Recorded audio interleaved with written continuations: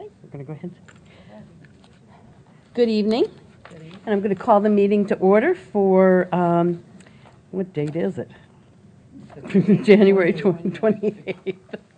Oh, we're off to a great start again.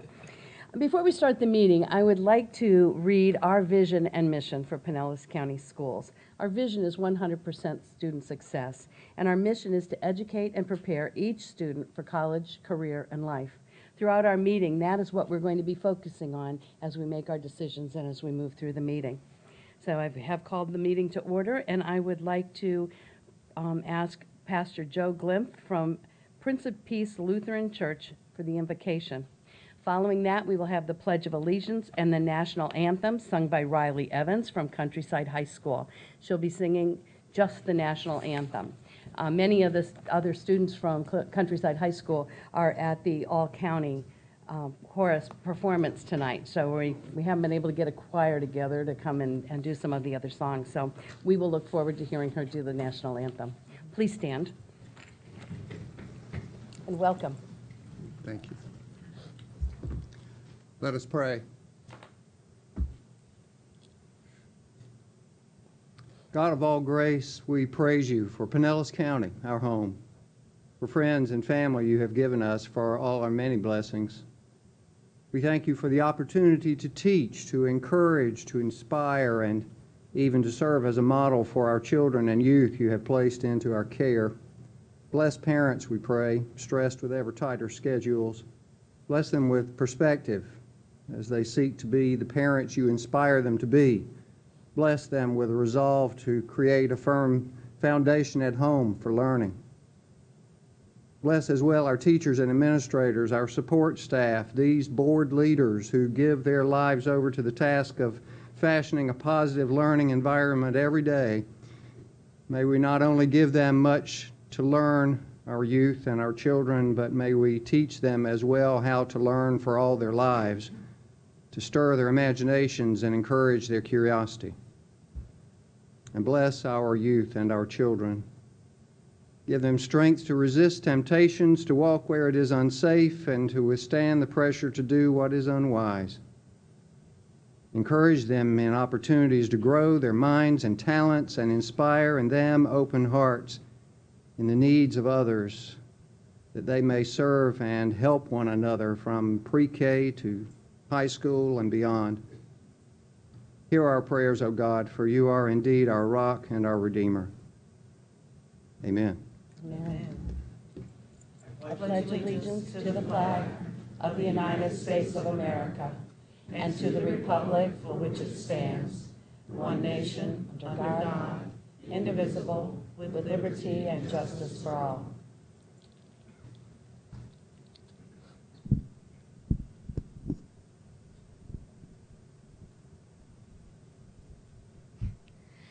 Oh, say, can you see by the dawn's early light what so proudly we hailed at the twilight's last gleaming, whose broad stripes and bright stars through the perilous fight o'er the ramparts we watched were so gallantly streaming, and the rocket's red glare, the bombs bursting in air, gave proof through the night that our flag was still there.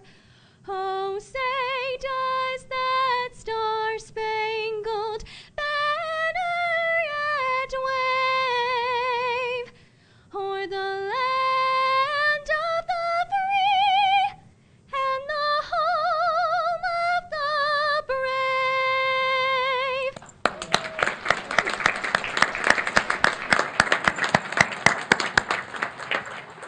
Good.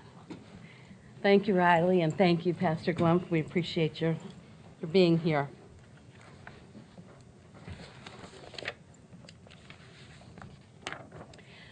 Northeast High School class of 1974 alumnus Kenny Leon recently returned to his alma mater to talk about his education experience and his keys to success. He is an award-winning theater, television, and film director, as well as an actor and producer. Mr. Leon won a Tony Award in 2014 for the Best Director of the play For a Raisin in the Sun, starring Denzel Washington. He is a tremendous example of the many successful graduates that we have right here from Pinellas County. So let's take a brief look at his visit.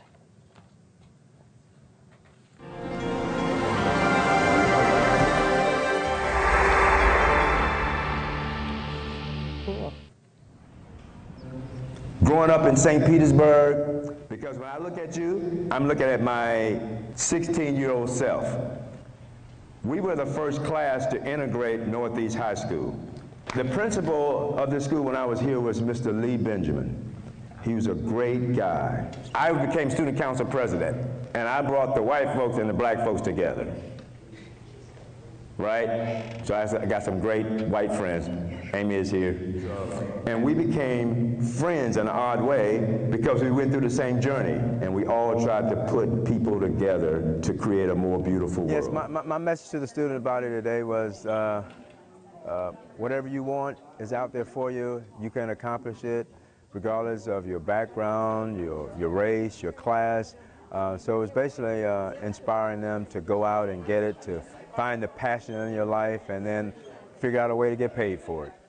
The Tony Award is the highest thing you can be given for a director. So your homeboy who sat where you are sitting when I was 16, I am the recipient of the Tony Award. Thank you. One of the things I learned at Northeast is the world is bigger than the high school, it's bigger than our city. You know, we are citizens of the world, and we have to find out what our contributions to the world are and where they lie. So, Northeast has a great history. You know? My grandmother inspired me because she worked every day in her life, so no one ever has anything over my head because I'm not afraid to work. If you don't hire me as a director tomorrow, I can go out and dig a ditch. So work ethic is important. Drive is important. Life ultimately judged by how you serve others and how you give back. And as artists, since our role is to look at human behavior, to look at our connectedness to each other and to the universe, then it's really incumbent upon us as artists to come back and give back and to understand that we're part of a process. Wanted to give you Viking Head, Kenny Leon, once a Viking, always a Viking. Thank you so much for your time today.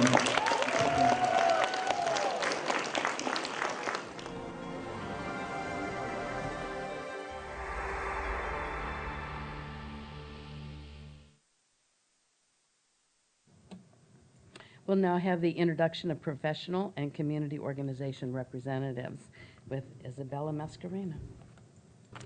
Good afternoon, Madam Chair, members of the board, Dr. Grego, and staff. It is my pleasure to introduce the following representatives of community and professional organizations.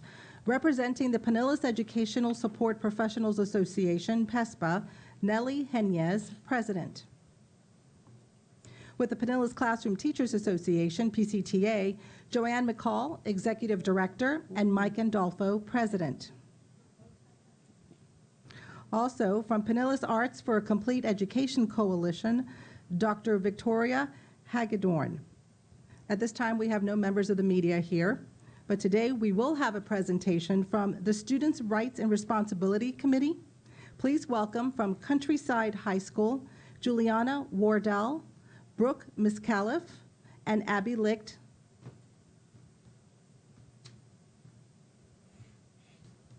Good evening. Hi. Okay, so to start in athletics, so for the girls swim team and boys swim team, the girls were the district champs and the boys were the district and regional runner-ups. We had 16 state qualifiers, including a couple state champions and several that were top 8, and 7 of our seniors were All-Americans, which is a GPA award.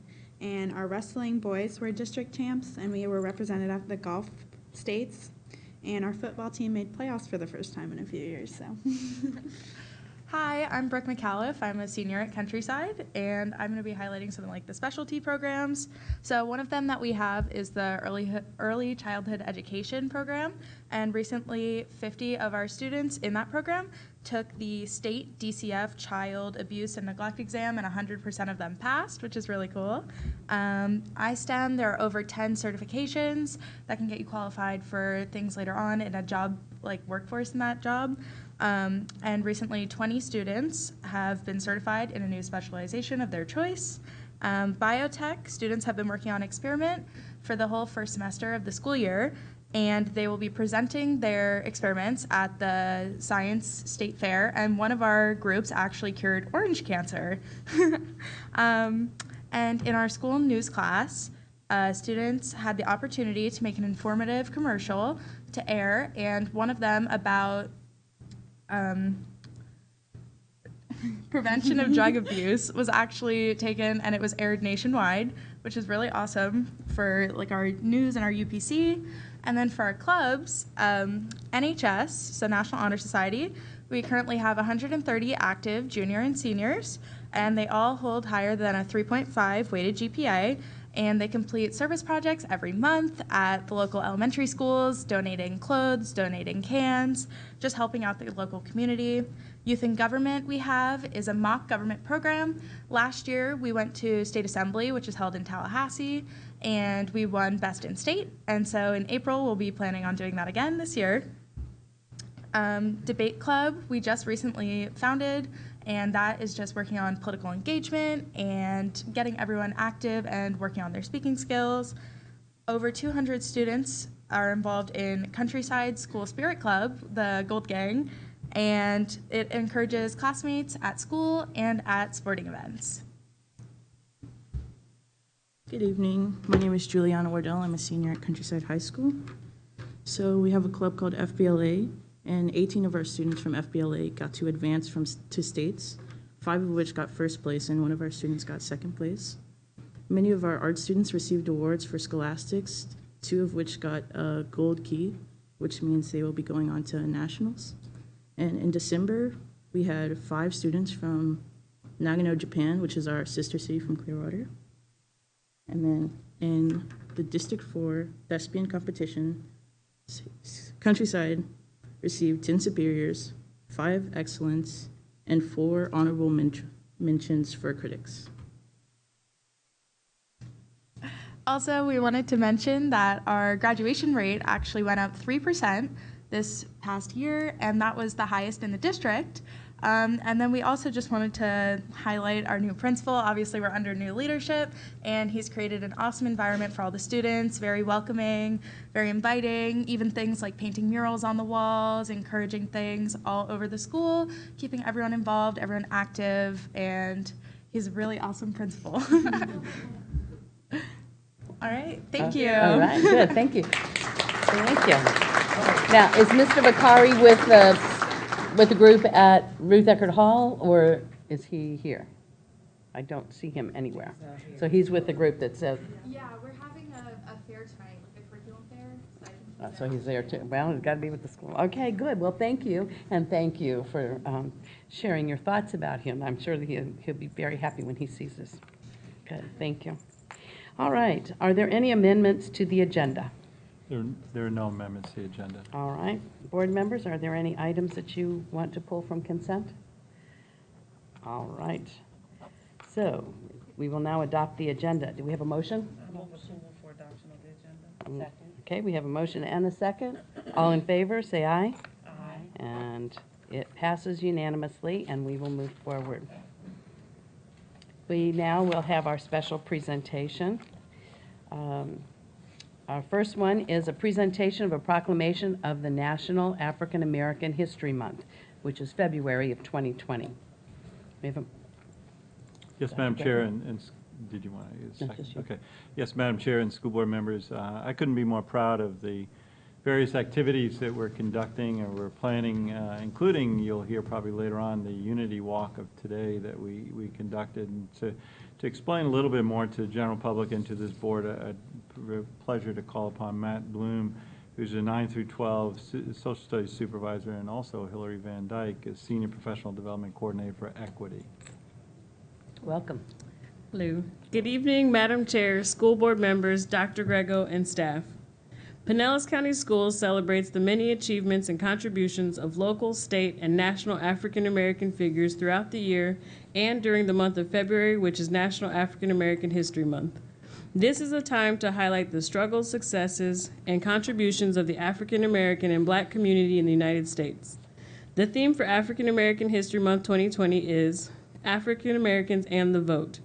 According to the Association for the Study of African American Life and History, the theme African Americans and the Vote emphasizes the important contributions of Black suffragists, the rise of Black elected and appointed officials at the local and national levels, campaigns for equal rights legislation, the roles in traditional and alternative political parties, and the fight that continues today for Black voting rights. 2020 also marks the centennial of the 19th Amendment and the culmination of the women's suffrage movement. It is also the 150th anniversary of the 15th Amendment, which extended the right to vote to Black men, although short-lived, after the Civil War. Specific African American history curriculum, resources, and professional development are provided by the social studies and equity teams to all schools. Pinellas County Schools is recognized by the Commissioner of Education's African American History Task Force as an exemplary district for our work in maximizing the integration of African American history into our curriculum, our resources, and our professional development. To date, the approved exemplary status has only been awarded to 10 school districts in the state of Florida.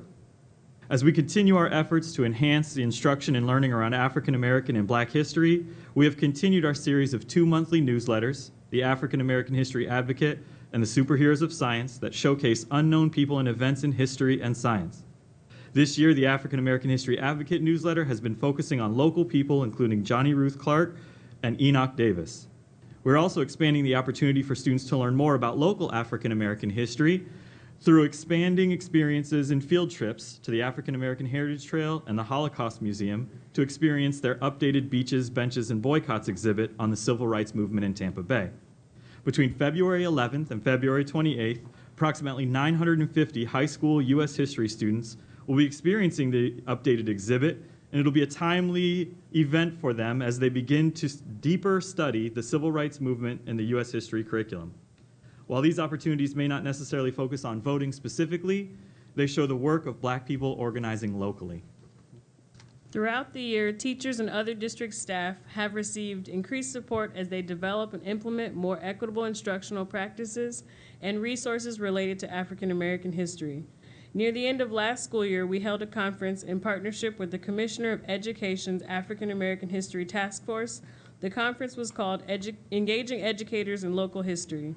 This year, we hosted an educator event at the Sunshine City Film Festival for the 2nd year in a row. This year, it was focused on voter suppression of Black people, and that particular professional development opportunity will be extended this summer. These are not the only professional development opportunities related to teaching educators more about American history, because we find that helping our educators better understand their history is integral to our work around equity. Each year, our Principal's Multicultural Advisory Committee, or as we normally call them, our PMAC students, are challenged to lead at the school level by promoting African American History Month through informational displays, cultural celebrations, and morning announcements that highlight the significant contributions of African Americans. And of course, I have to take this moment to mention that today was our first Pinellas County Schools Unity Gathering and Walk that was led by the Civil Rights Student Ambassadors of Clearwater High School, where over 800 students, many of them PMAC students, representing every one of our high schools, came together to learn from civil rights leader Miss Linda Blackman Lowry and hear her story of the 1965 Selma Voting Rights March, before we were all able to walk together across the Memorial Causeway Bridge in Clearwater.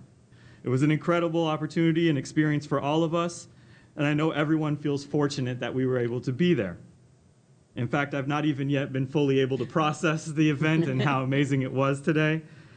But what I find that I'm left with is something that we already knew and was reaffirmed by Ms. Linda Blackman Lowry today, and that is we often view our youth and our students as the leaders of tomorrow, when in fact we know that they are already our leaders today. Thank you. Very good, thank you. And now, Ms. Flowers, would you read the proclamation, please? Proclamation, African American History Month, February 2020. Whereas during African American History Month, we celebrate the many achievements and contributions made by African Americans to our economic, cultural, spiritual, and political development. And whereas in 1915, Dr. Godwin Woodson, noted Black scholar and son of former slaves, founded the Association for the Study of African American Life and History. And whereas Dr. Woodson initiated Black History Week, February 12, 1926, and for many years, the second week of February, chosen to coincide with the birthdays of Frederick Douglass and Abraham Lincoln, was celebrated by African Americans in the United States. And whereas in 1976, as part of the nation's bicentennial Black History Week, was expanded and became established as African American History Month and is now celebrated across North America. And whereas the observance of African American History Month calls our nation's attention to the continued need to battle racism and to build a society that lives up to its democratic ideals. The 2020 theme, African Americans and the Vote, celebrates and recognizes how African Americans have made their voices heard throughout American history on the importance of voting. And now, therefore, the School Board of Pinellas County does hereby recognize February 2020 as African American History Month and urge all citizens to celebrate our diverse heritage and culture and continue our efforts to create a world that is more just, more peaceful, and prosperous for all. Signed this 28th day of January, 2020. Good, thank you. Do we have a motion to adopt the proclamation? Motion. Okay, we have a motion Second. and a second. Any comments? All right. Well, do we have a motion and a second to accept the proclamation? Yes. All in favor say aye. Aye. And opposed say no. And it too passes unanimously. Next, we're going to, board members, we're going to go down forward while we observe the recognition of the five-star schools. And Dr. Grego, I'm going to ask that you take this from here. Thank you. Thank you.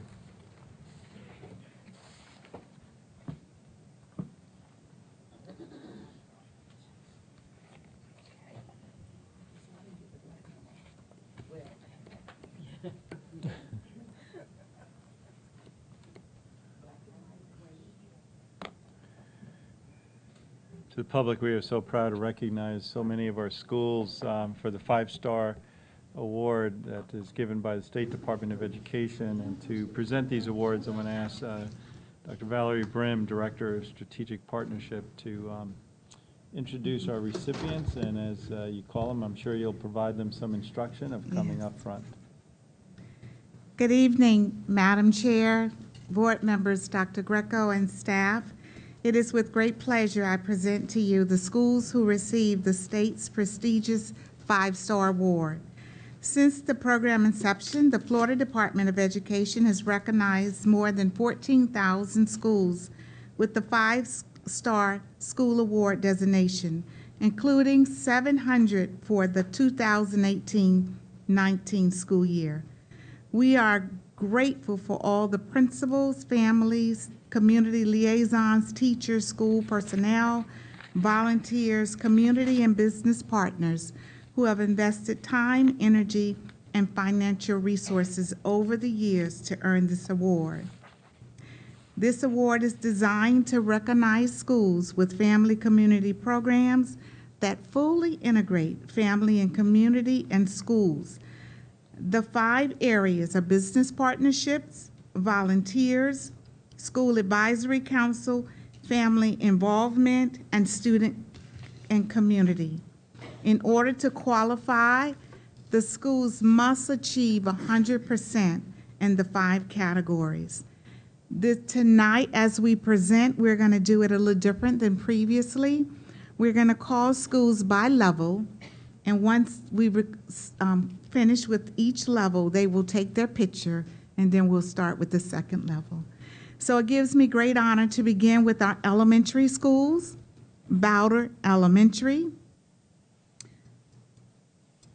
Booger Creek Elementary School, Cypress Woods Elementary, Garrison Jones, Highland Lakes, Lila Davis, Rollins Elementary, Orange Grove Elementary, San Jose, Seminole Elementary School, Starkey Elementary, and Sunset Hills. Slow down, because the people don't know.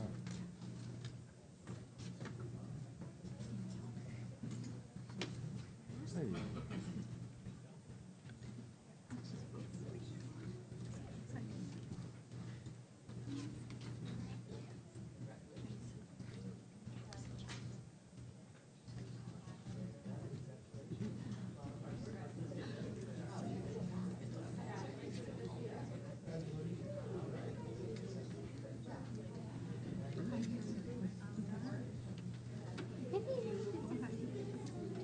Hey, Lou, how you doing? Congratulations.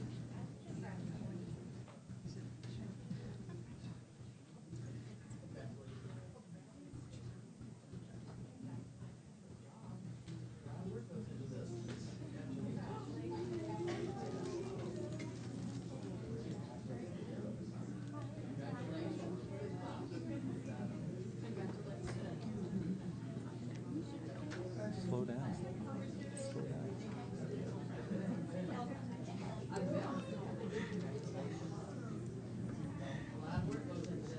All right, DeMorris. All right, DeMorris.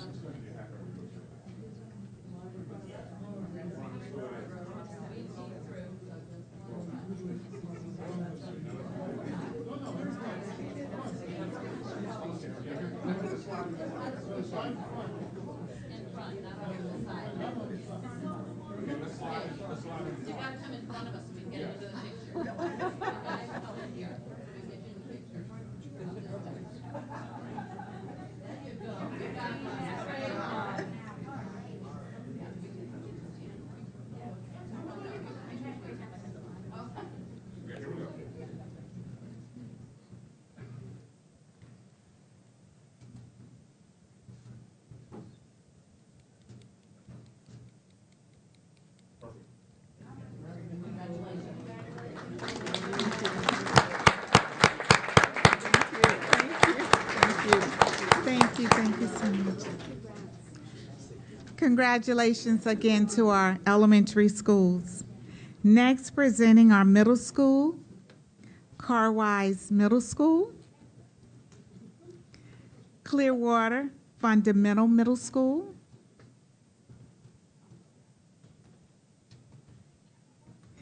East Lake Middle School, Palm Harbor Middle School, Safety Harbor,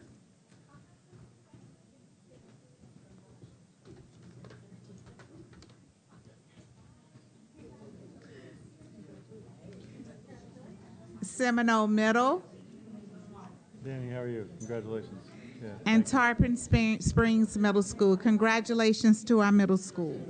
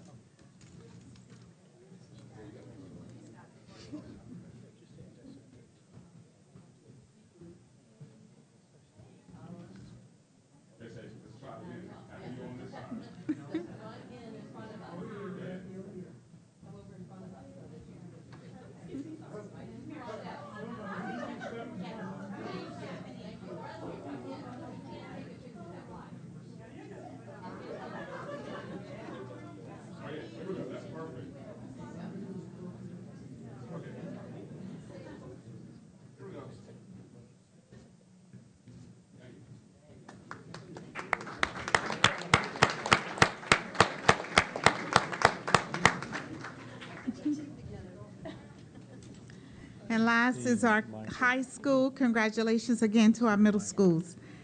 Clearwater High School, Dunedin High School, East Lake High School,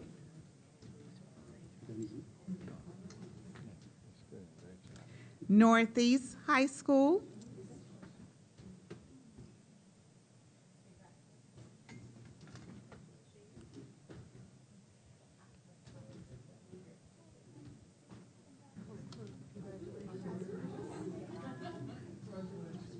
congratulations.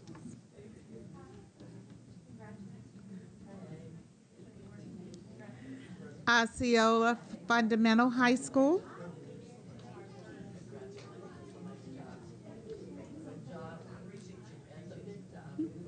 Seminole High School,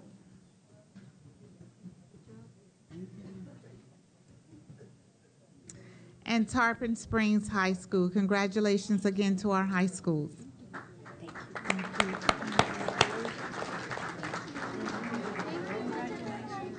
Ms. Grego.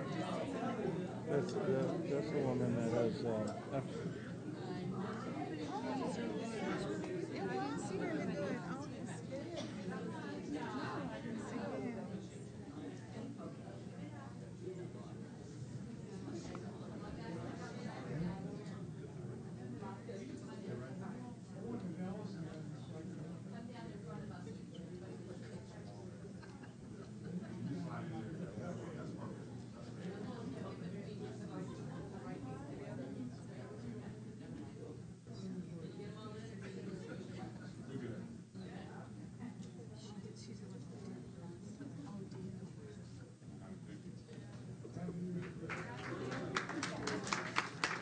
Congratulations to all of our schools.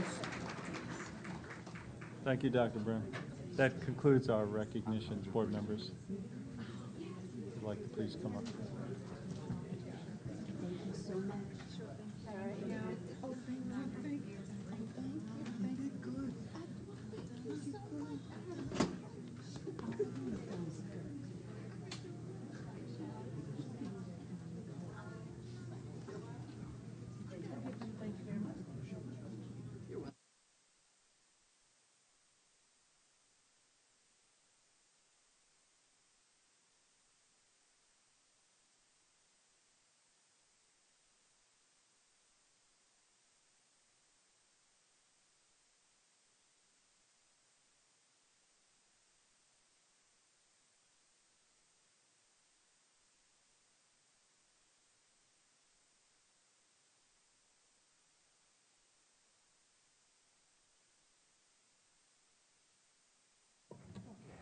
All right, now we will have public comments on the agenda items. Do we have any speakers?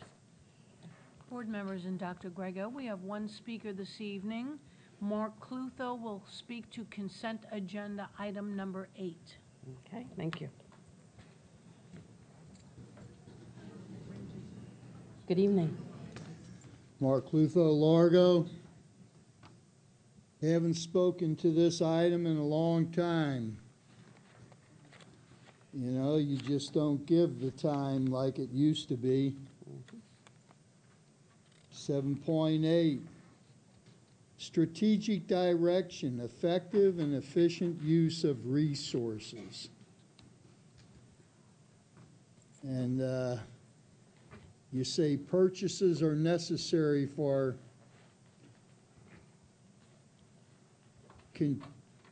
to continue to provide a high-quality education for all students.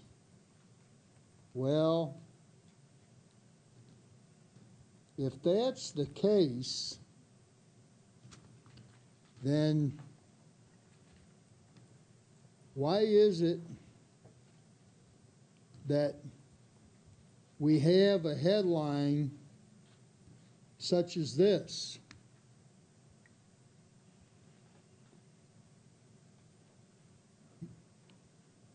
What are your purchases bringing? It's the old cause and effect.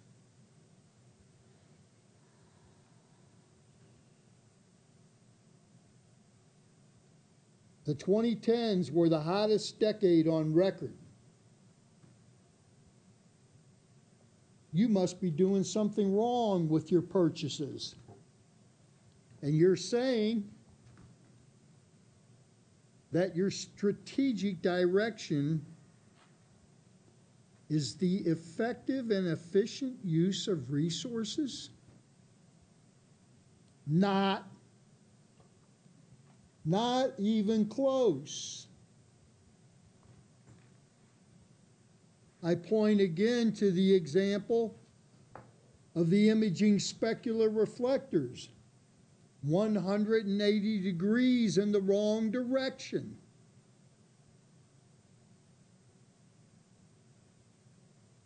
How much more wrong can you be?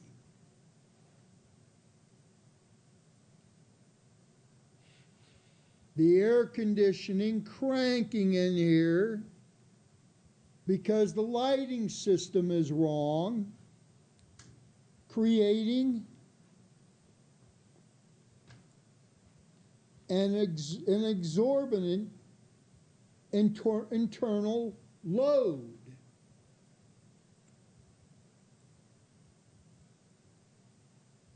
This is absurd.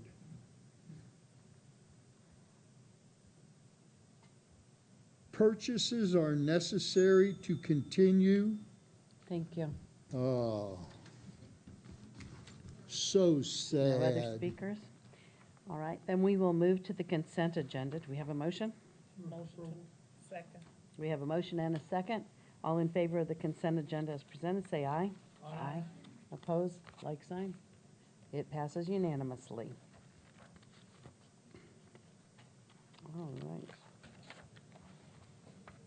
So now we go down to items introduced by the superintendent. Dr. Grego?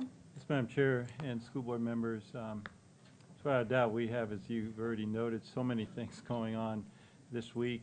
We have tomorrow at the Mahaffey Theater, the Teacher of the Year Evening of Excellence, and I couldn't be more proud of all of our schools will be recognized. Certainly looking forward to that this evening. I'm hoping to get there, but 7 o'clock we have the all-county choral arrangements at Ruth Eckerd Hall. February 3rd, for anyone who wants to attend, not only tonight at 7, but February 3rd, the middle and high school all-county bands will be performing at the Mahaffey Theater. So we have a community rich of arts and entertainment, and our students, as I know Coach Dudley emphasizes so many times, let's get out there and support these young people. And so I thank the board for their support of so many of these organizations. As mentioned earlier today, I'll keep my comments brief so that we can, perhaps I can attend that this evening, but as mentioned today was, and in my opinion, a historic day in Pinellas County with our students, ambassadors. And I want to thank the communications department because a picture's worth 1,000 words, videos even more so. They put together, just for this board meeting, a very short video that's already airing, so let me be quiet.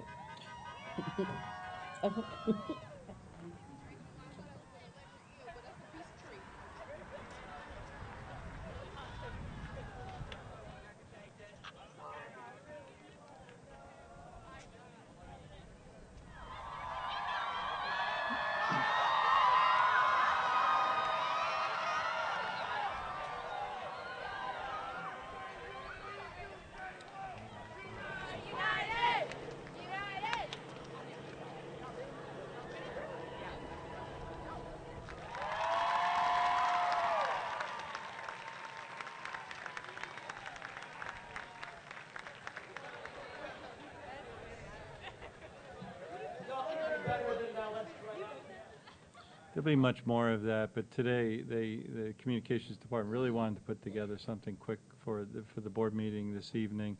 I want to thank Miss Linda Blackman-Lowry, who attended today and spoke to so many of our students. We had a wonderful assembly at Clearwater High School. I'm sure this is all on videotape, and her speech also is. So if anyone wants to watch it, it's a very powerful message. I certainly will make that available to this board member, to any of the board members here too. I want to thank the City of Clearwater for allowing over 800 students march across that bridge and really have law enforcement, our own school's police, and Keith Masterides, the principal, for his leadership.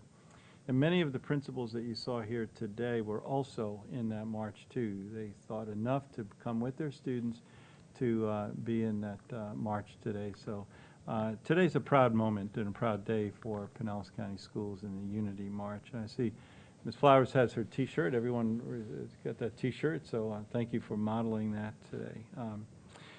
In the same light, I also want to thank so many of our students, the bands, the participants, this board for the Martin Luther King Jr. parades. The one at Tarpon Springs was just great, and the breakfast was outstanding. That continues to get stronger and stronger every year. I know we had representatives at the Clearwater breakfast and parade, and certainly those of us who were able to make the breakfast at the Coliseum and also the parade in St. Petersburg. So a full day of activity, full weekend of activities, and just say thank you and to our students who participated. There's nothing like a band in a parade, and there's no parade that was ever made without music and band. So thank you so much for that. We had 6, though, this week. We also were recognized from the National Schools, Magnet Schools of America. And we had 6 Pinellas County schools win National Merit Awards for exemplary magnet programs. 3 schools were honored by Schools of Excellence, the Richard O. Jacobson, first year. Technical High School at Seminole, the Gulfport Montessori Elementary School, and Ridgecrest were recipients for the Center for Gifted Studies of the Schools of Excellence. And then there were 3 schools honors of Schools of Distinction: Douglas L. Jamerson Elementary Schools for Math and Engineering, James B. Sanderlin K-8 IB Schools for its International Baccalaureate program, and then Perkins Elementary School, the Center for the Arts and International Studies for the Arts. All 6 will be recognized at a national conference in April.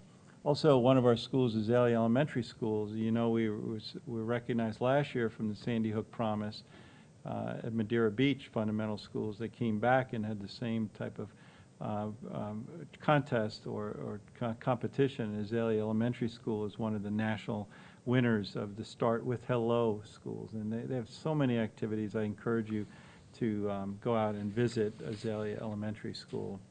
Gibbs High School, those of you who were able to get to the Dolly Museum, I know Dr. Carter, you were there, many others were there. They were heading out to New York City to perform at St. Patrick's Cathedral, and they did that very successfully, made us proud. As another example of so many of our students and so many of our programs being seen and travel throughout the United States. Also want to just say that this Saturday, too, the Freddie Dials Gym will be unveiled Saturday at Gibbs High School, February 1st at 2 p.m. So those of you who want to come out and honor the coach and honor his legacy in sports, certainly are welcome. That concludes my comments. Do we have items introduced by the attorney? No items this evening. Thank you, ma'am. It's always a good thing. All right. School board members, items introduced by school board members. I am not seeing. Okay, Ms. Flowers? Just to add, thank you so much, Dr. Grego, for giving that plug for Freddie Dials. February 1st is going to be wonderful. But I also wanted to add, also on February 1st at 10 o'clock in the morning, there will be the flag raising for the Dr. Carter G. Woodson African American Museum, recognizing Dr. Carter G. Woodson, Dr. Carter Godwin Woodson, at 10 o'clock in the morning at the St. Petersburg City Hall. So if you'd like to attend that event as well, please do so. Thank you. All right, good. Ms. Long? Thank you. First of all, this morning the Unity Walk was incredible. What a beautiful sight of young people coming together and walking and just showing their commitment to each other. It gives me chills. So congratulations to the students. Also last week, Ms. Cook and I were in Tallahassee, and I have to brag a little bit about Jennifer Webb and our school board. She was a guest speaker at the FSBA breakfast, and people were in awe that she talked about how well she works with our board and the togetherness that we're showing. When you looked around the room and you saw other boards and not the best of environments, it shows that Pinellas County, we are the leaders. From the top all the way down, we are the leaders. And I thank every single one of you for that. It was a wonderful, positive experience this year. I've only been once before, and it was not a positive, and this time, I wasn't sure what I was getting into, but I learned a lot, and I was very proud of how our district was represented. So thank you. All righty. Mr. Dudley. Thank you, Madam Chair. I wanted to mention last Saturday evening at my alma mater, Northeast High School, if you haven't figured it out yet. We inducted, we had our 19th Hall of Fame class going in, and I wanted to, it was a great evening, recognized the student athletes, and as I tell them in my remarks that the highest honor that a school can give a student athlete is to put them in the Hall of Fame. And this year we put in Sean Austin, who is a teacher and a coach here in Pinellas County still. Katie Booth Davis is her married name. She was a swimmer. Sean was a football player and a baseball player. Michelle Jelks Early, who is a terrific track person, and Dan Kerrigan, who is a baseball player, and Asmir Pervan, who is a great soccer player, and Dorian Speaker, who was one of the finest athletes that I have ever coached. And he was also put in. It was a great evening. I want to give a hats off, a shout out to the culinary program at Northeast who catered it and did a wonderful job. And so we're looking forward to the next. And any of you out there who are listening to this, you can make nominations.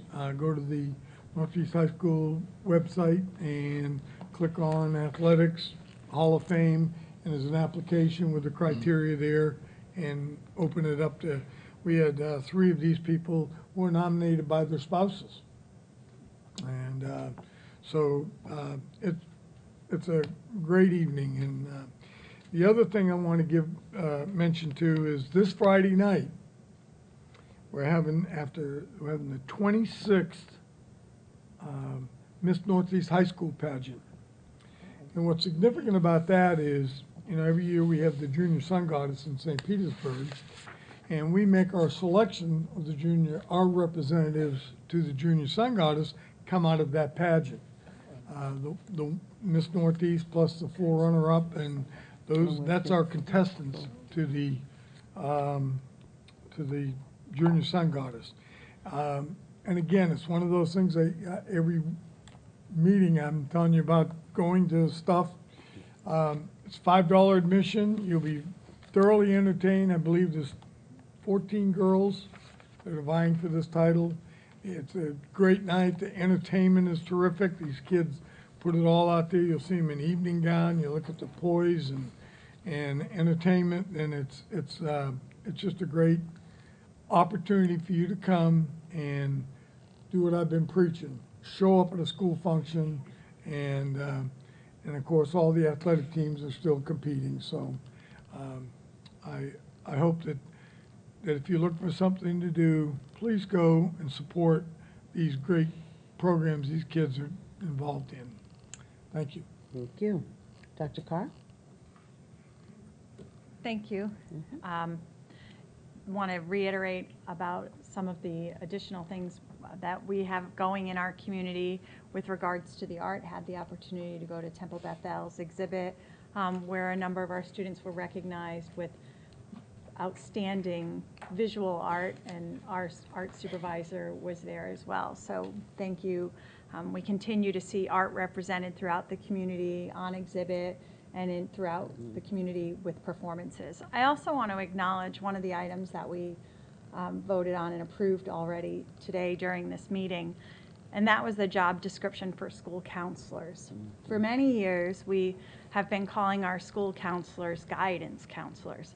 That term started back when Sputnik first launched, and guidance counselors were created in order to best identify our students so that we could compete on the international field in the world, in our global economy. And many, many years have passed, and it has been known that school counselor is the appropriate and best term for the role and responsibilities of our school counselor. So I'm really excited to see that school counselor is now how we'll be referring to our school counselors. And I hope that not only is this a change in name, but also an acknowledgement of the value of the role and function of the school counselor in our schools. Our school counselors are oftentimes saddled with additional duties, like so many of our educators, because of the world we live in, where we have had to expand the services and responsibilities that we have for our children. So I just want to make sure that we are following those guiding principles of allowing our school counselors the time to do small group, individual, and classroom guidance as is prescribed by the national model. So just want to acknowledge that. I think it's a really exciting time for us in the area of social service. We have so many wonderful things happening, and our student services department works so well collaboratively with school counselors, social workers, and psychologists that really bear a heavy burden in today's society, addressing all the mental health needs of our students. So thank you to this board for that change. As a former school counselor, it is just fantastic to see that we now have the right name, and hopefully we can also have the right duties and responsibilities. So thanks for that. Very good, thank you. We've talked a little bit about the Unity Walk, and it was an amazing event, and it'll be something that I remember for a very long time. But as we've talked about it, I want to share what the mission was. Now, the Clearwater Freedom Ambassadors are the ones that planned this. The students did it from start to finish, along with help from school staff and district staff, to get them through. They're the ones that went to the city commission to find out if or the city council to see if they could get all the permits and everything and all the permission that they were allowed to do, and invited the mayor and this kind of thing. But I want you to hear their missions that they were looking at. They wanted to recognize people that stood for equality and human rights. They wanted to celebrate the impact of how far we've come, but they also wanted to inspire and continue the work for this next generation. They did it. Check, check, and check. It was an amazing day and a great example on top of that of student-based learning, because they put it all together and it went across flawlessly. It was just perfect. And now to Tallahassee. We were able to meet with Representative Nick DeCiglia, Representative Jennifer Webb, Senator Ed Hooper, Representative Chris Sprouls, and Representative Chris Latvala. We had meetings with each. Many of them were, 15, 20 minutes, which is usually a little bit longer than what they're doing with their schedules being so busy. And meanwhile, we also sat in with the consortium that we belong to, the Greater Florida Consortium of School Boards, and we had Representative Williams and Representative Donalds that we were able to sit in on. And also, I've got to find the name, the woman from the Early Learning, the director of the Early Childhood Education, Sean Goff. She came and spoke. She spent about it was probably close to an hour talking with us about giving our input, what was moving forward, and kind of the plans, and also kind of picking our brains a little bit as to what we saw as being important. And then also with the K-12 Chancellor, Jacob Oliva. And they were good conversations that we had, and I walked away feeling cautiously optimistic. It's still early in the session, and it all gets a little chaotic at the last couple of weeks, But so far, things are moving forward, and it looks like many of our platform items are being addressed. So continue to either call, talk to, write to, and just let them know that we hope that they will be able to stay the course and move these things forward. But they were very nice visits, and actually kind of happy to see us. Maybe see us go also, but they were happy to see us. So I think it was a very positive trip, and I thank the delegation for for being so responsive. Ms. Long mentioned that Jennifer Webb was, the speaker at breakfast. We literally had people afterward asking, do you really have that kind of relationship? Because they heard her, but they really didn't believe it. And they're very envious, and we're very, very thankful that we have the open door. We don't always agree. We don't always get what we want, but we have an open door policy, and the dialogue does go back and forth. So we thank them for that. And we'll just wait and see what happens during the session. Yes, ma'am. And speaking of Representative Jennifer Webb, she did send me a little email. She may have sent something to you as well about the school solar bill. Yes. I concur with everything that you're saying. She's doing things as it relates to education. She's doing things as it relates to environment. She's really working very hard. So I just wanted to share that as well. Very good. All right. I see no other indications for board reports. So we will move on to, are there any requests that the board has? No, Madam Chair, I did not record any tonight. All righty. Very good. We will, once we finish with the speakers from the audience, we will have our evaluation. So with that, we have a motion to adjourn. Hearing no opposition, this meeting is adjourned. And we will move forward with presentations from the audience. Board members and Dr. Grego, we have 22 speakers this evening under general public comments. Our first two are Brant Robinson and Carol Robinson. Okay.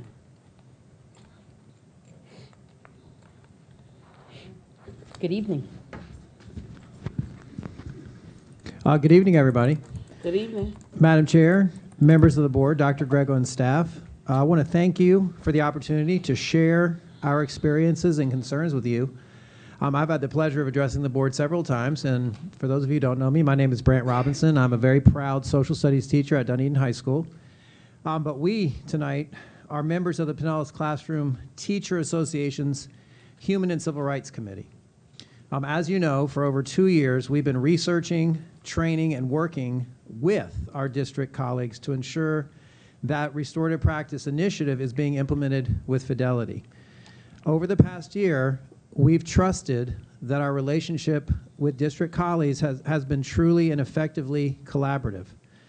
However, the school board meeting of November 12th and remarks by our district partners, both to those who attended the meeting in person and also to members of the media, they highlighted several concerns about the nature of that relationship and also raised real serious doubts about the success of this critical program. It's really important for us to convey that no part of our address tonight comes from a place of criticism, but really out of concerns for the integrity of this critical initiative. In August 2017, the members of PCTA charged our committee with assisting in the implementation of restorative practice. We very quickly recognized the tremendous potential of restorative practice to not only transform classrooms, but also the way of work at all levels of our district. We believe so strongly that several members of our committee became licensed IRP trainers. And for those who are here that are not aware, IRP stands for the International Institute of Restorative Practice, who our district has contracted with. In addition, we also researched other districts that were beginning the process or already in place using restorative practices, and we continue to read articles about the successes that we should strive for and also the challenges to avoid. However, it soon became clear that as the 2018-2019 school year approached, many schools would likely struggle and potentially fail to meet the IRP training guidelines, and the district would fall short of meeting the 7 benchmarks that's outlined in its own implementation guide. We shared these concerns with our district partners. We created a plan for PCTA to provide trainings for our peers who had been left behind. And beginning in September 2018, we invited district officials to begin meeting with our committee monthly. And those meetings continue to the present to ensure that deficiencies are addressed and hopefully remedied. And now my colleague Carol Robinson is going to continue our address. So thank you so much. Thank you. Thank you so much. I'll continue with the letter. The 2018-19 school year revealed several additional challenges. Our HCR committee periodically surveyed our members, and the results were disheartening. Many teachers had not been properly trained. There was no plan for follow-up trainings or coaching support at most sites. There was no implementation of formal conferencing to address the most severe behavioral disruptions. And most importantly, there was little evidence of restorative practice being modeled by school administration in their treatment of educators. These major concerns have been repeatedly shared with our district colleagues since September of 2018, as they are integral to the ultimate success of the program. This past summer, our committee was encouraged by the news that school site-based teams would delve into opportunities for follow-up trainings, which would include coaching support as well as formal conferencing. However, we were instead presented with a new initiative called Equity with Excellence for All. While we see the benefits of this new initiative, restorative practice is essentially bundled into it with the implication that it is already fully operational within our schools, which it is most certainly not. This defies a fundamental tenet of IIRP. Restorative practice is not just another thing to put on your plate. It is the plate. This new initiative not only came without collaboration or input, but it undermined the efficacy of restorative practice as this school year progressed, contributing to the increase in the frequency and intensity of significant discipline issues. And now my colleague, Nancy Valerie, will finish our committee's letter. Thank you. Just a moment. Is she the next speaker? Yes, okay. Board members and Dr. Grego, the next two speakers are Nancy Velarde and Jan Owen. Good. Thank you. Good evening. That's good. According to benchmark number 6 in the PCS implementation guide, school leadership uses restorative language with students, staff, and families. But our survey results revealed large gaps between administration and faculty. At a time when a record number of teachers are leaving the profession, true implementation of restorative practices in which all stakeholders work with each other would definitely help to alleviate this crisis. In addition, benchmark 7 validates ongoing outreach to families and communities. As such, we must not alienate community organizations like FAST, who have been working on restorative practice for 3 years and are extremely well versed in and supportive of what the program should ideally look like. Instead, at the school meeting of November 12th, it was implied that FAST was ill-informed about the initiative and the state of the implementation in the district. After the aforementioned school board meeting, remarks made to the media misrepresented many of the concerns and data gleaned from the surveys our committee had shared with the district over the past year. The concerns of our members were not pockets of disgruntled teachers. We were not exactly where we are supposed to be, as was stated by Pinellas County representatives. If the Pinellas County School Board is equally committed to restorative practices, and we truly trust that you are, then you must respect the information we provide regarding the dismal state of the initiative on most of our campuses. The district must provide the necessary training and support to initiate this change. The use of restorative practice must not replace appropriate consequences for behavioral issues. Restorative practice should benefit educational professionals, students, and ultimately our communities. And finally, the district must have a process to continually assess the progress of restorative practice. This process must be created in true collaboration with students, teachers, support staff, and district colleagues. The deeply entrenched problems of institutional racism, poverty, and inequality demand that we focus our efforts to implement this all-important program with complete fidelity. Thank you. Thank you.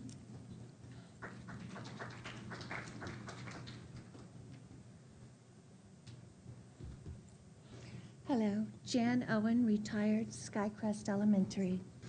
Always on the lookout for successful teaching practices, visiting a Sue Buckner school gave one inspiration for how to create academically competent students.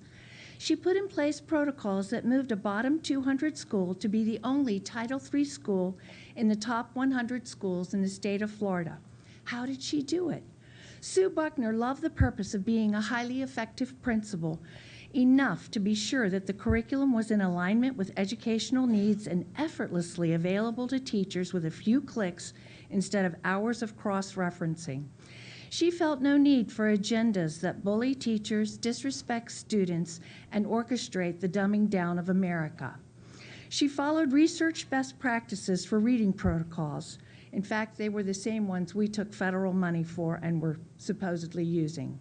She didn't lie, using those same protocols that we were supposed to be using in her high minority, high poverty school when she said she wanted 100% success for her students. 90% of her third grade students read at or above grade level. You heard that right. What's the Pinellas statistic? 40-something? In her school, 98% of Hispanics, 90% white, and 88% black all happily were reading at or above grade level in third grade. So a bottom-ranking school went from being 8% more proficient than other schools in Florida all the way to being 73% more effective. So when I implemented Sue Buckner's protocols, 100% of my kindergarten students were reading fluently by mid-year.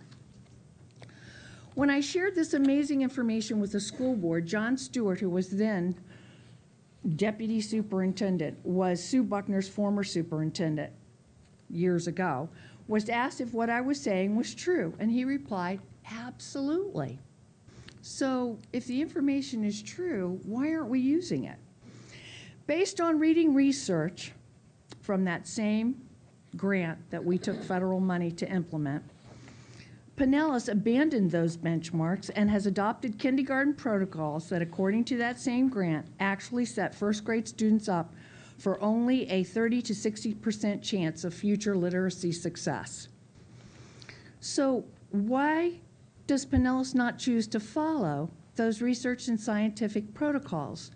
So every teacher is not really being evaluated on their teaching.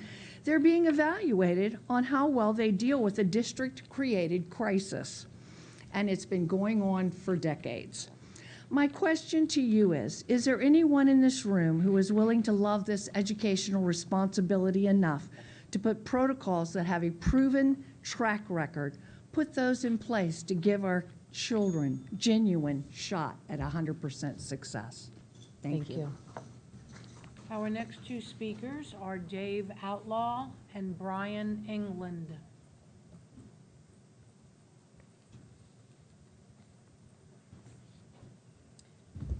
Good evening. Good evening, Madam Chair, Superintendent. Which one's on here? This one? Both. Both. Okay. Superintendent Greco, school board members, teachers, and staff. I'm here to proclaim that the future is in the 21st century classroom. My name is Brian England. I'm with STEAM, 3D STEAM Revolution. And we have successful 3D programs in a handful of Pinellas County schools right now, but would like your help in reaching more teachers to become 3D champions. Tens of thousands of teachers across the country are using 3D computer-aided design and printing to re-engage students' desire to learn STEM again, as 40 to 30% of Latinos and African Americans, respectively, are dropping from STEM programs. These are alarming rates. In today's primary schools, 65% of students will have digital jobs in the future that have not been created yet.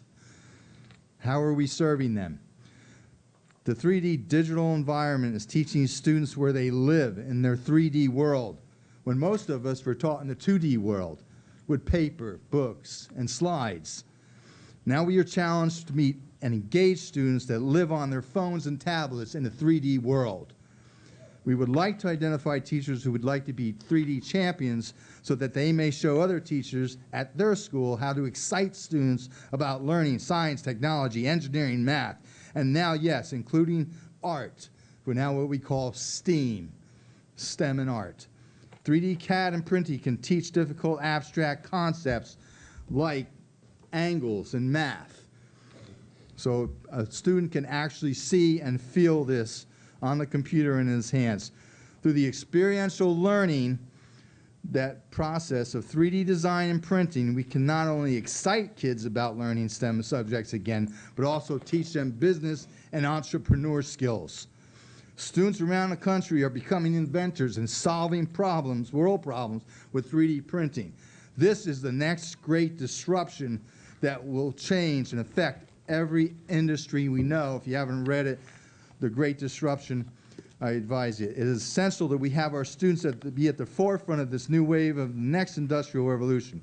Please let me know how we can recruit more 3D champions at our Pinellas County schools to ensure our future student success. And of course, somebody please step up and save the Science Center. Thank you. Thank you. Have a good night. Our next two speakers are Travis Luth and Mary Greenoff.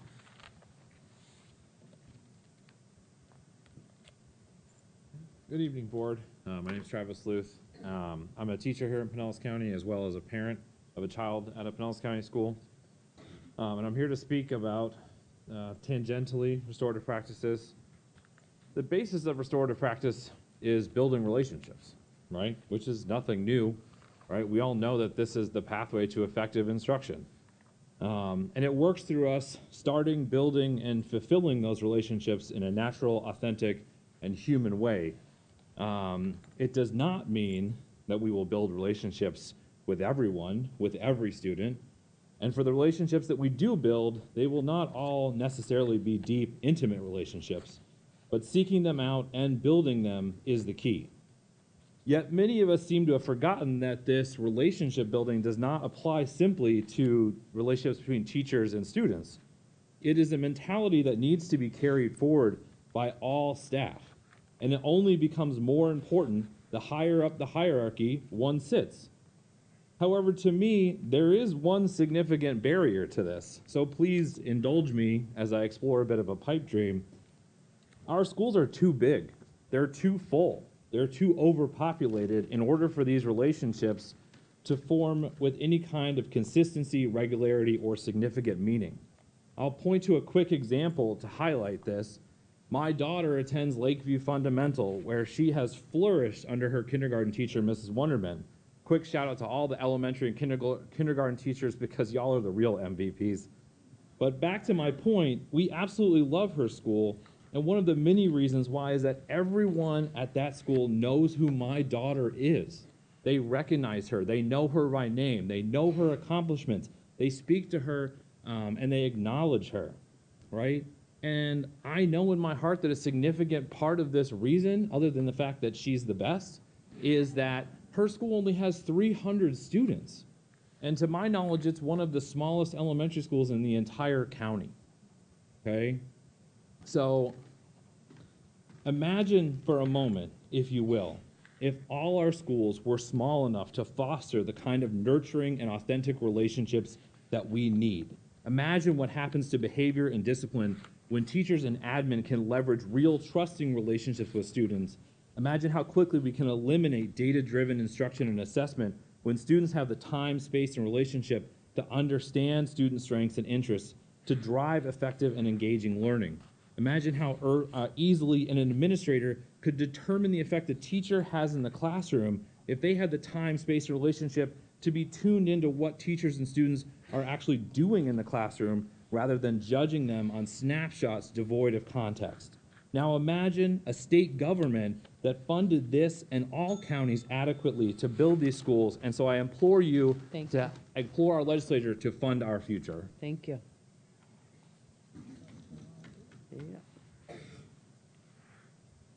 Good evening. Good evening. Respectfully, my name is Mary Reno, and I'm here from St. John's Episcopal Church. And I am a citizen Grammy. I have many, many, many, many children in Pinellas County schools. And I'm a mentor at Belcher School. And the things that I see at Belcher School are alarming. I've heard a lot of what these teachers have said, and I can only say, yes, indeed, I've seen a lot of this. And I only go in once a week with my young'un, and what a blessing that is for me to be able to do that. But the things that I witness, the swearing and the bullying, and those children who have no sense of needing to do what it would be the right thing to do in front of teachers, in front of those people who should be able to guide them, they defy them. I've seen teachers walking around with walkie-talkies in the parking lots trying to round up kids who decide they're not going to go in today. These kinds of things, you know, I saw a little boy after he had been hit up backside of the head, coming crying out of the cafeteria, going to the nurse's station to be taken care of. And when my little boy sees all these things happening around him, and he says, these things really scare me. When I see these things happening, they really scare me. And I'm there an hour a week. I can't imagine what goes on when I'm not there, you know? So I want to back up everything that has been said here, and I'm grateful for the opportunity to speak. It's a big job. And I am all for contract with IIRP, the experts, to help our school and children. Thank you. Thank you. Our next two speakers are Mark Clutho and Jackie Pandy. Yay.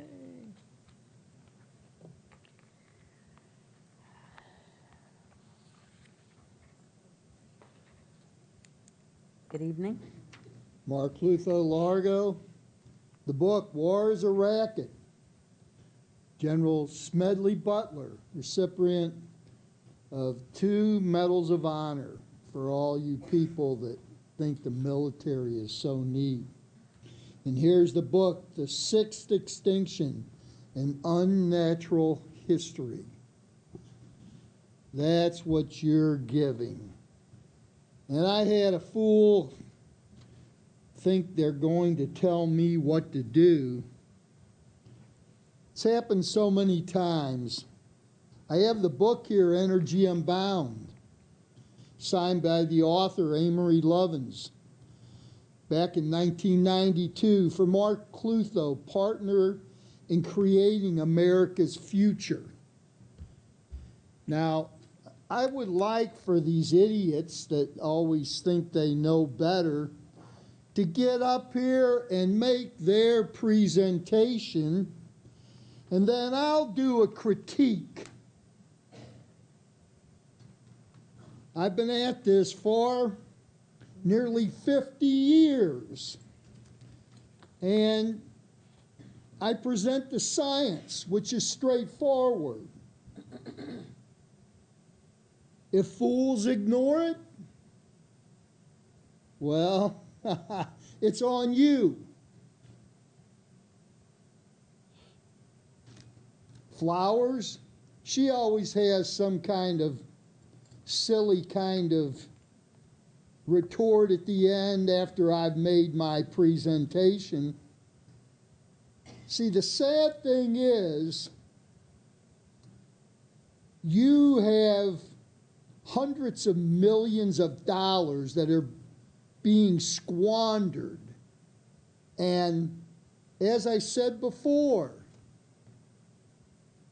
the planet's burning. You're causing this. And essentially, what you're doing is childlike. It's kind of like nah, nah, nah, nah, nah, nah. That's your response. Because you're ignoring science. Imaging specular reflectors, 180 degrees in the wrong direction. I mean, it could take weeks and weeks to go around to all the schools that are so wrong. And I've been coming here for 20 years. You just won't listen. It's criminal.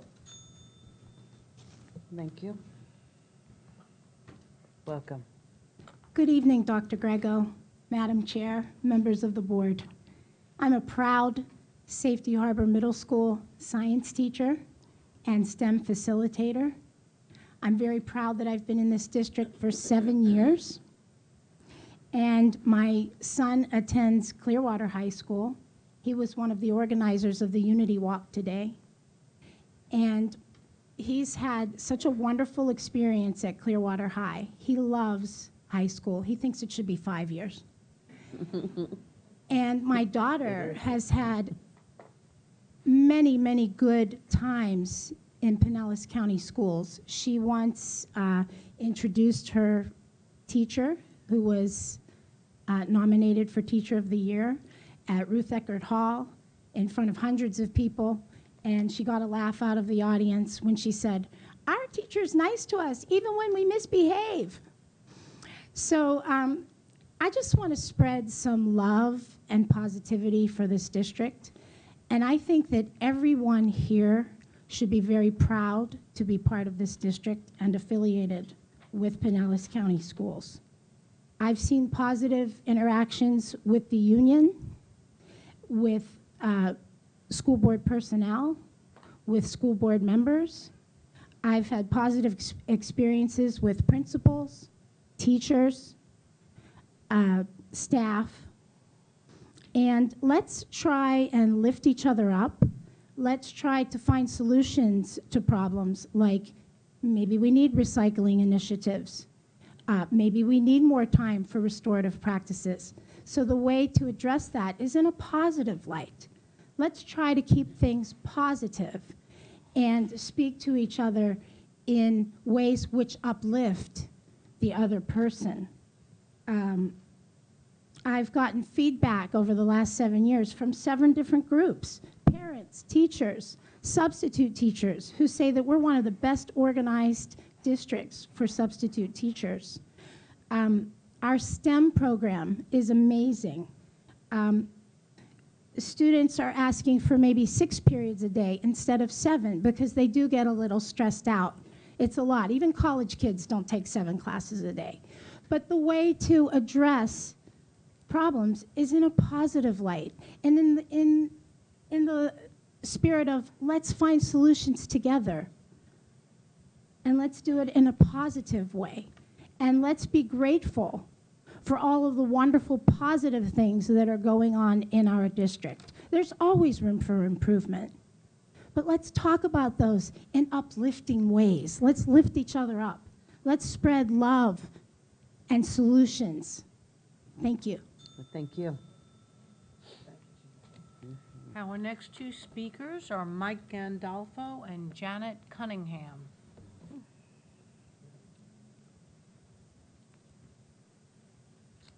Good evening.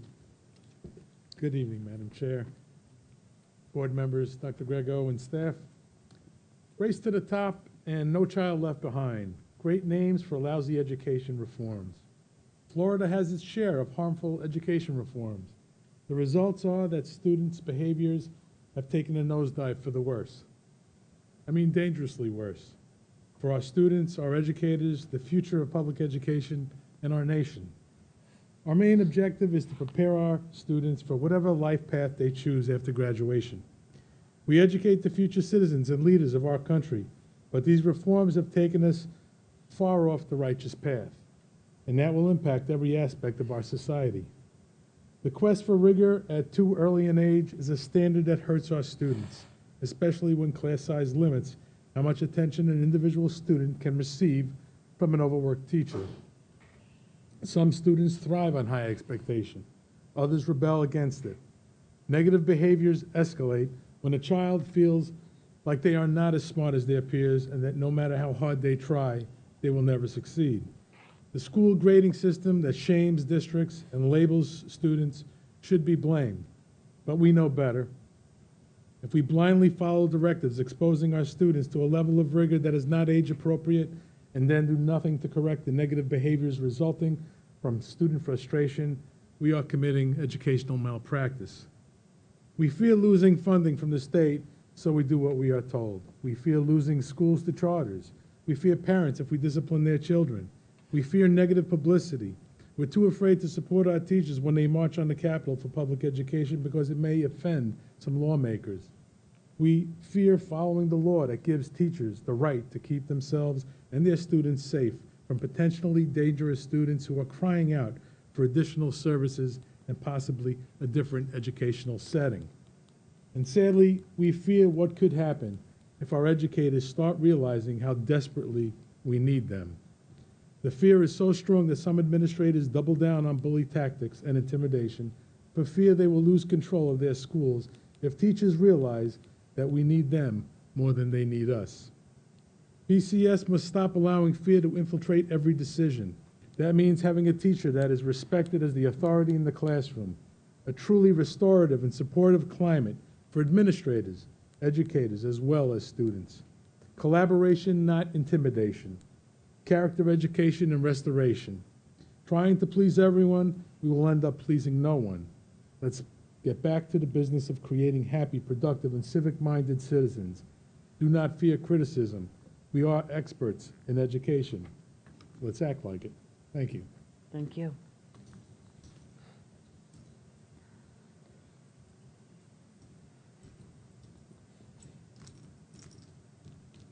Welcome. Good evening, board members, Dr. Grego. I want to start out by saying my name is Janet Cunningham, and I am a science teacher at Calvin Hunsinger School.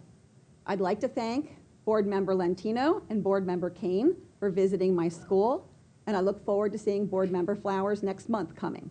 The rest of the board members, I offer you an open invitation to come see my center. We work with the most challenging students in the district who have a variety of concerns, including school-based mental health concerns and emotional and behavioral disorders. That being said, I want to focus on something from my heart at this point in time that I do not believe is an anomaly to me as an ESE teacher.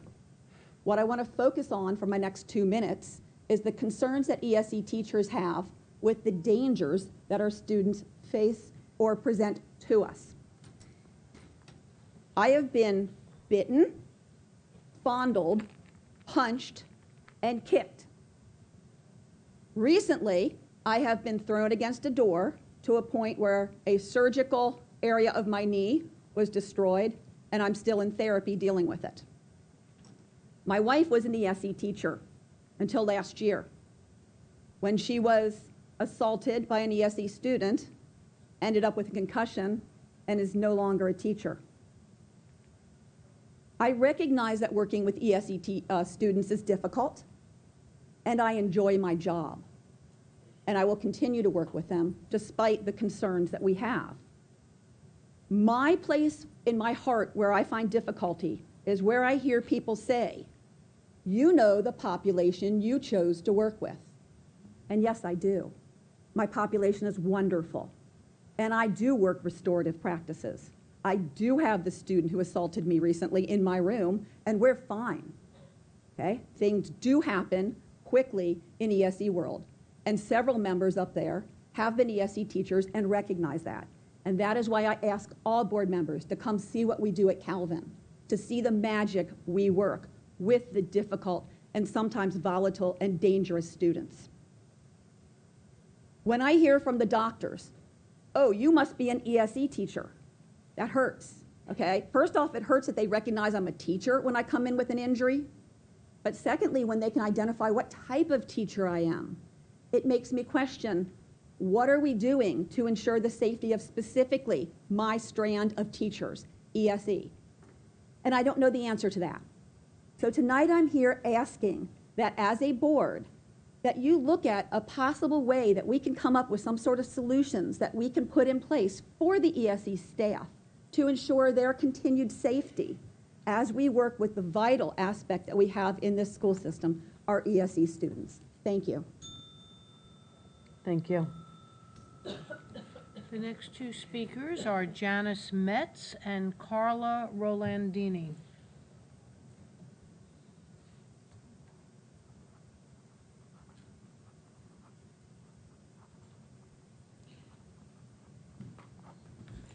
Good evening. Good evening, school board members and Dr. Grego. I am Janice Metz, representing FAST. I am a member of St. Cecilia Congregation in Clearwater.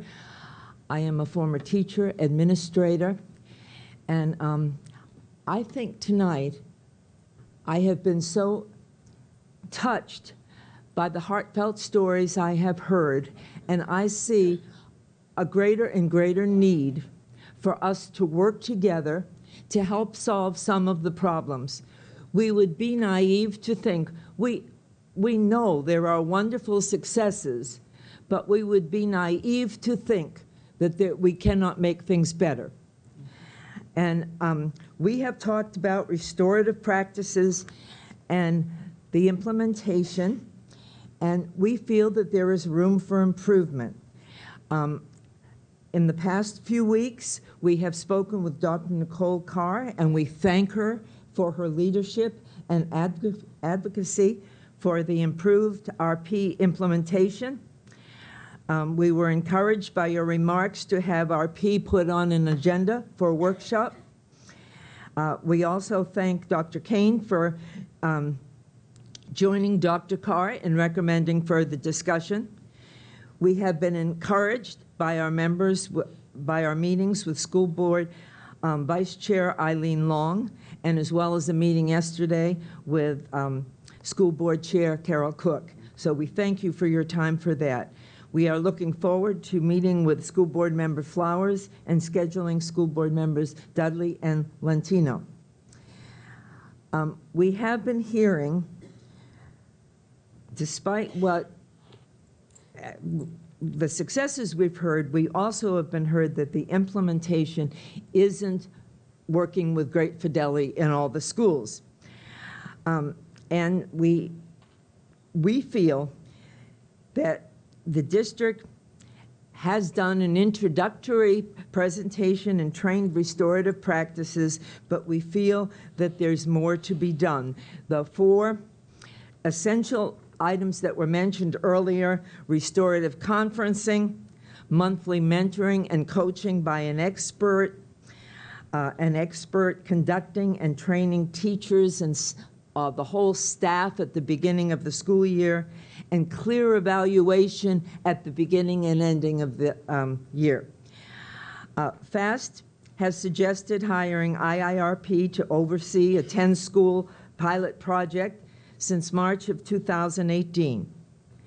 Some of the school board members have said that they could be open to this. However, we have yet to see the proposal brought forward. We would like to see it brought forward at a workshop and then get onto a school board agenda. So we're asking you that this be accomplished. Thank you. Thank you. Well, there you are. Well, welcome.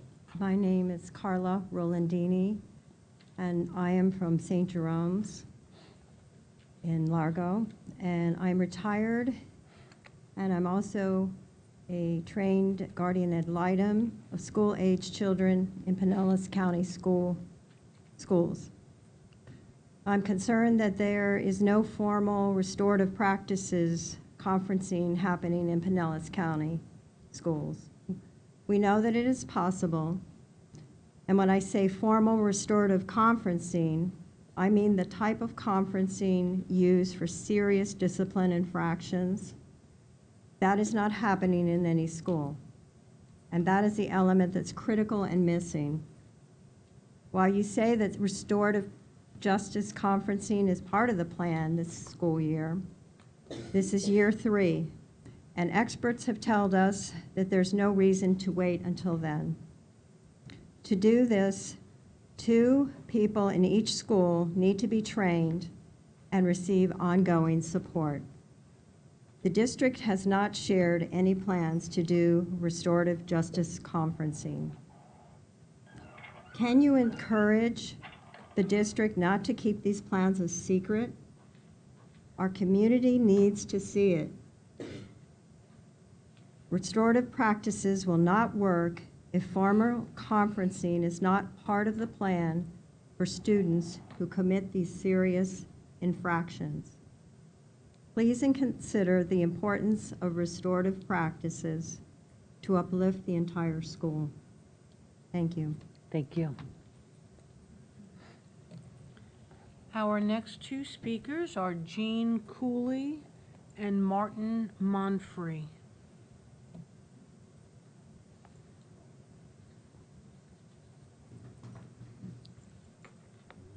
Superintendent Grego, school board members, I'm Reverend Jean Cooley from Good Samaritan in Pinellas Park.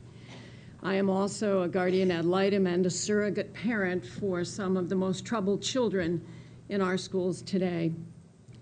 I am speaking in support of our teachers and the teachers union, asking that you advocate for a full implementation of restorative practices. Our children cannot wait. As we've heard from ESE teachers and others, that our children and our teachers are at risk if we do not fully implement with a comprehensive evaluation plan, key staff trained in restorative justice conferencing, and experts like those from IIRP who do constant and ongoing coaching, and all school staff trained. We have heard a number of stories about how some schools are doing really well with RP. We also know that there are also gaps in the plan. We've heard from some of you that you don't know, haven't gotten all the information. Please, please get the information that you need to find out what an ongoing evaluation program for RP is happening right now and where the gaps are. Then we're asking that you will work for a contract with IIRP to implement this in a cohort of schools where it can actually see the successes for all our children. Our children cannot wait. Thank you. Thank you. Good evening. Good evening, Madam Chair, Dr. Grego, school board members. My name is Martin Monfrey. I'm from Good Shepherd Lutheran Church here in Seminole. I have 3 grandchildren in your Pinellas County schools. I'm here to encourage the school board to bring the experts to oversee our RP in 10 schools pilot project so that we can really see what results we can get from this program if it's implemented correctly. We have been bringing this to you for 2 years. We do not understand why a vote has not yet been done. We have heard from a majority of school board members at some point in the past 2 years that they have concerns about RP implementation. It's time to take action and put this to a vote. Thank you. Thank you. Our next 2 speakers are Leslie Walbolt and Reverend Keith Walbolt.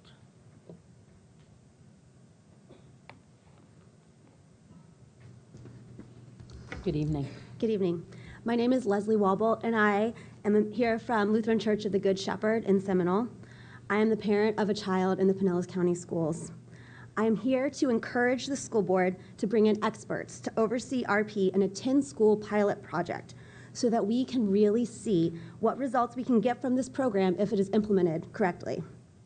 And I want to be really clear on this point, as we have heard this time and again from school board members and PCS staff. We believe a 10-school pilot program, in conjunction with the work that the district is already doing, would not set back the program as some staff have maintained.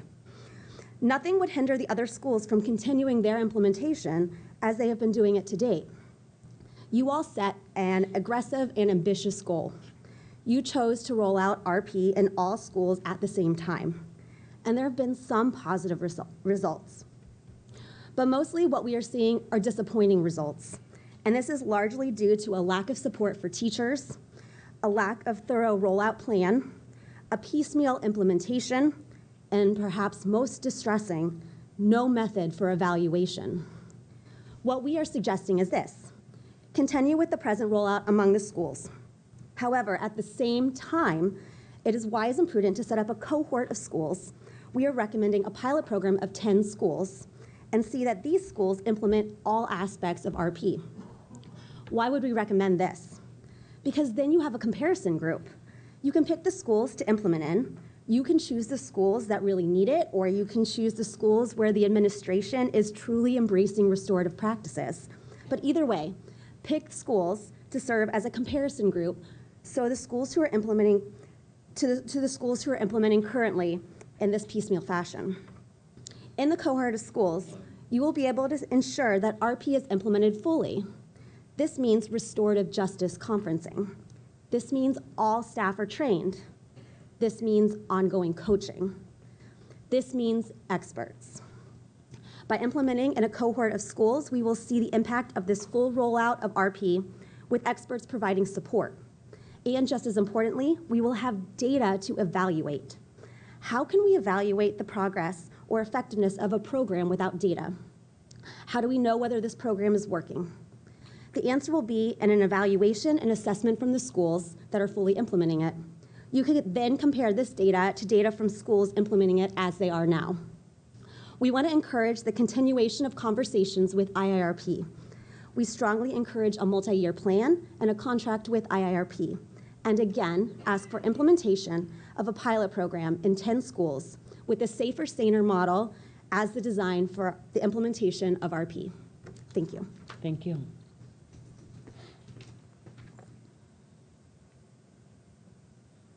Good evening. I'm Reverend Keith Walbold. I'm the pastor of Good Shepherd Lutheran Church in Seminole. I'm a parent of a student in Pinellas County Schools and represent a congregation with students all across Pinellas County.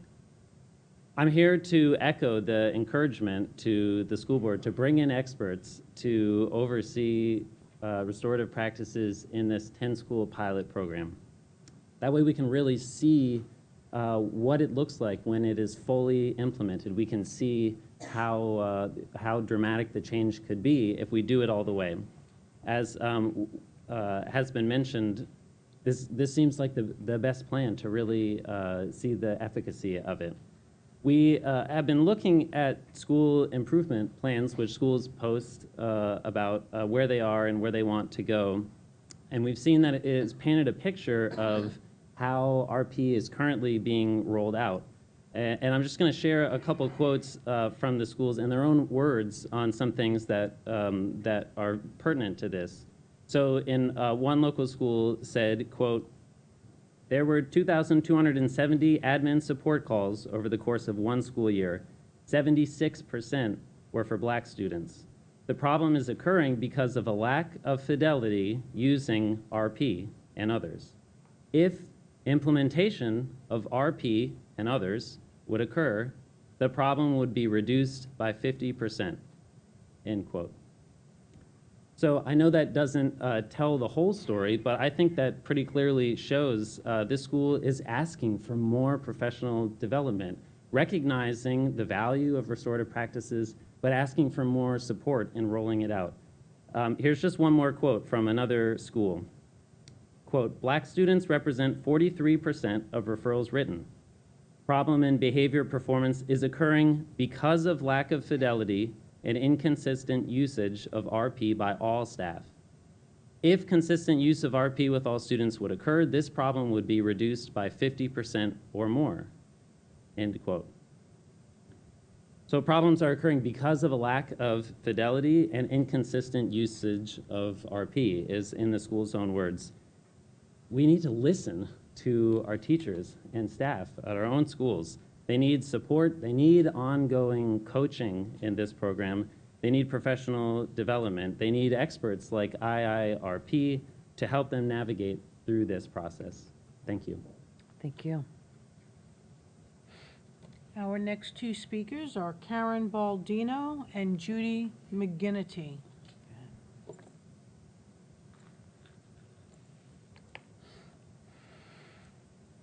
Good evening.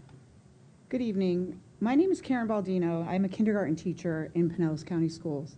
I'm here to speak tonight about our kindergarten students. In kindergarten today, students are expected not only to learn their letters and sounds, but 37 of 42 high-frequency words and read at least a level D by the end of the year. They also are expected to write sentences, to tell stories. Math throughout the year includes not only counting, but composing, decomposing numbers, and learning shapes. The assessing that is done with our students starts with the computer-based STAR test, or STAR assessment, at the beginning of the year. Then all the standards for report cards, writing assessment 1, formative assessment checks that must be entered into the computer, more formative assessment checks, while students continue to be assessed on the basics, letters, sounds, numbers, all for the report cards. MAP testing is also computer-based and done twice a year. All of this academic rigor at this early stage of education is not developmentally appropriate and affects students' attitudes towards school. We should not lose sight of how children learn skills through exploration and play. Our students come to school seeking attention and in need of learning to work and play with one another. Please be mindful of how we need to nurture the love of learning, which is significantly hampered by excessive assessing. The assessing not only takes its toll on the students, but also on the teachers as well.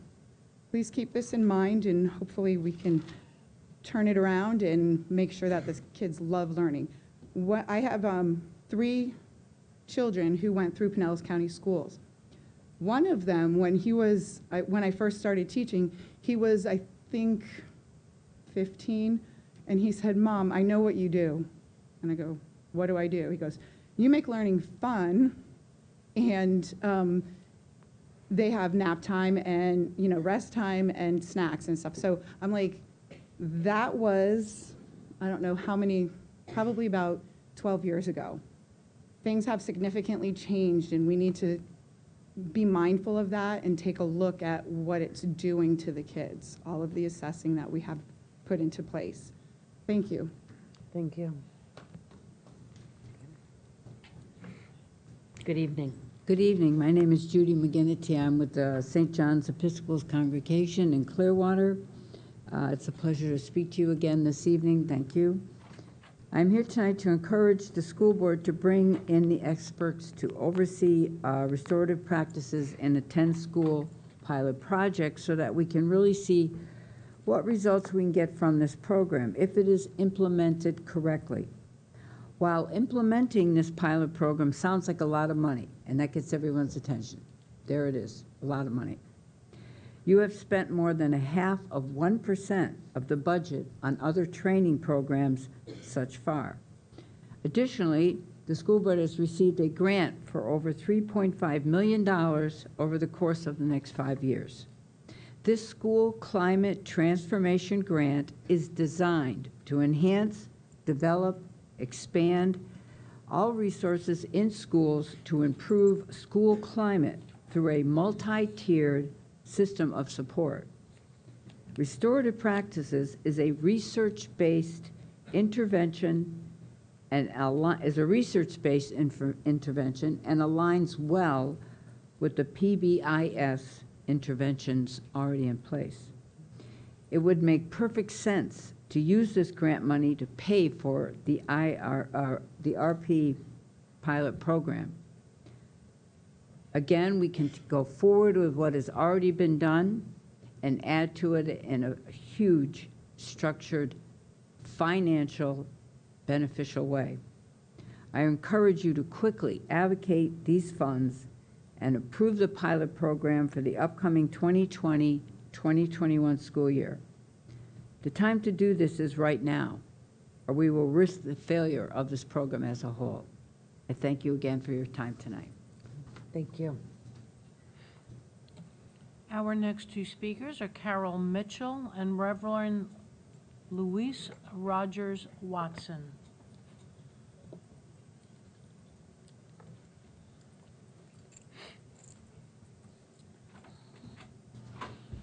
Good evening. Good evening, all. My name is Carol Mitchell. and I am a member of St. Cecilia's Catholic Church in Clearwater. I've had children, grandchildren, foster children, and adoptive children all in Pinellas County schools over the years. I also am concerned about the implementation of RP. While encouraged by the initial rollout, the stories that we're hearing from students and especially teachers paints a discouraging picture. So I'm here to encourage the school board to bring in the experts to oversee the RP and the 10 pilot project so that we can really see the results that we have to see in this program so that it will be implemented with fidelity. At previous meetings, the staff has given the impression that the implementation is going well, but that's not what we hear from people in the schools. Here's a quote from a local high school's school improvement plan. A graduation gap for Black students is occurring because of lack of effective implementation of RP school-wide. If professional development of RP were facilitated along with ongoing professional development and monitoring throughout the year would occur, the problem would be reduced by the end of the 2019-2020 school year. A gap in behavior performance between white and Black students, 21% reading proficiency, is due to lower quality relationships between teachers, administrators, and students. If implementing RP through initial professional development support and ongoing support throughout the year, the problem would be reduced. Through implementation of RP throughout the year, initially supported with professional development, the problem would be reduced. This sounds like the school is asking for more professional development and more support through their implementation of RP. It is so important, and it's important now. I thank you very much, and I thank you for your attention. Thank you. And welcome. School Board and Dr. Greco. My name is Reverend Lois Rogers Watson, and I worship at Eastlake United Methodist Church in Palm Harbor. I've been a guardian at Lytton for children in the Pinellas schools. It happens my grandchildren are the neighboring county of Hillsborough. I'd like to address the train the trainer model in the statements made recently by the district staff that this is the way to sustainably implement restorative practices. Our understanding is that a one-time initial training was offered to teachers in 2018 with a 1-hour training over the summer of 2019. These school-based trainings were conducted by teachers and administrators who had really not been given enough resources to train all the teachers in their school. Our understanding is that there's been little additional training, follow-up, or support of the trainers. RP is not your normal program. It is a multifaceted program because it's working very hard to change the climate, the culture of the school. So it's a little more complicated than some of the other programs that we do initiate in education. And so at this point, and in the early stages of RP implementation, trainers unfortunately are expected to be experts on something that's quite complicated and to provide quality training for others. And this is particularly true if not properly trained and supported themselves. We recently had a conversation with a woman who's new to the county, not in the school district, but she herself is a trainer in restorative practices. And she was saying that even though she's done many years of this, she continues to feel not totally confident. There's always more to learn. We agree that in the long term, to support restorative practices in the schools, the district will need to develop local trainers, definitely. This, of course, makes sense, but initially at this critical stage, when the groundwork is being laid, experts must be brought in, people who've had many years in training folks to do the training and to offer ongoing support until we have a group of teachers who feel very confident in the program and are able to show others in the district how it can successfully be used. I thank you for your time and for your support of this program. Thank you. Thank you. Our next two speakers are Barbara Wolf and Kathy Flippelli.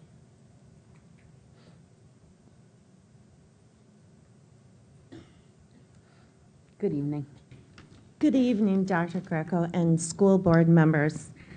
You know my name is Barbara Wolf, and I'm here from St. Matthew's Parish in Largo, Florida. I've had two children go through the Pinellas County school system. Graduated from Osceola 1 and took almost every pride award there was. That was David. Now, what I want to do is talk about Michael. When Michael was 16, he was captain of the golf team, he was on the honor roll, and he was on the soccer team that won the state championship. But with no explanation, suddenly his behavior digressed. And to the dismay of parents, faculty, and even his friends, no one could understand it.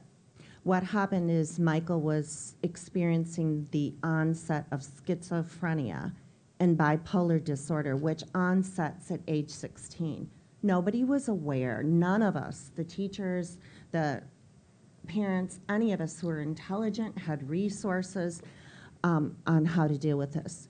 But if IIRP and that program had been in place, they would have earmarked that, and they would have been able to get the proper resources in place. As it turned out, Michael was withdrawn his senior year. He ended up getting his GED, and there were just horrible, abysmal things that happened to Michael. And after 4 years, he was finally diagnosed and got a proper diagnosis.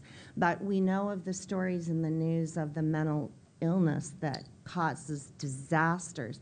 And the other thing to understand is with mental illness, it's like ruts in the snow. If you've ever gotten stuck in the snow, the more you try to get out, the deeper the rut is.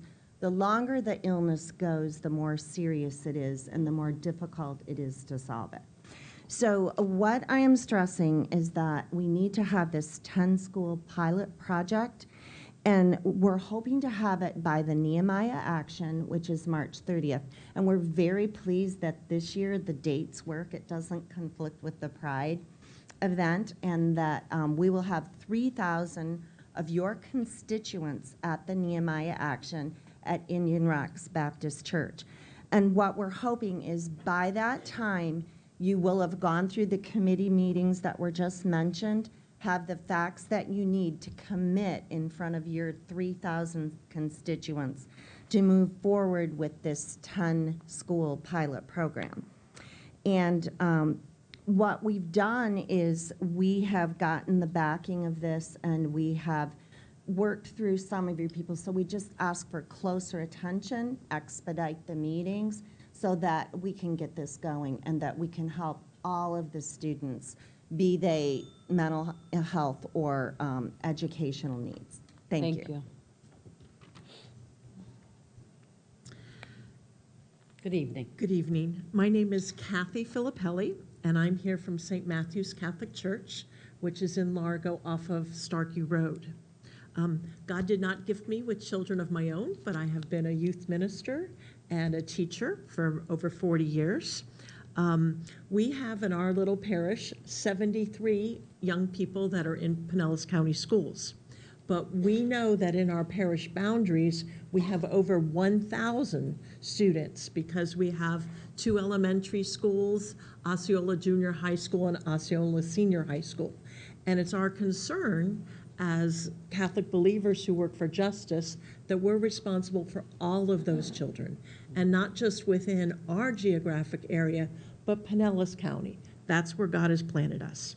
So I'm here to encourage the school board to bring in experts to oversee the restorative practices in that 10-school pilot project. I think you've heard that somewhere before, and to see what the results can be if that program is implemented.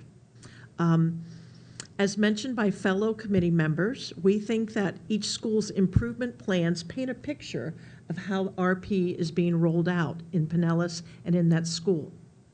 A quote from a local middle school, there are over 1,200 behavioral referrals because of a lack of school-wide consistency with expectations.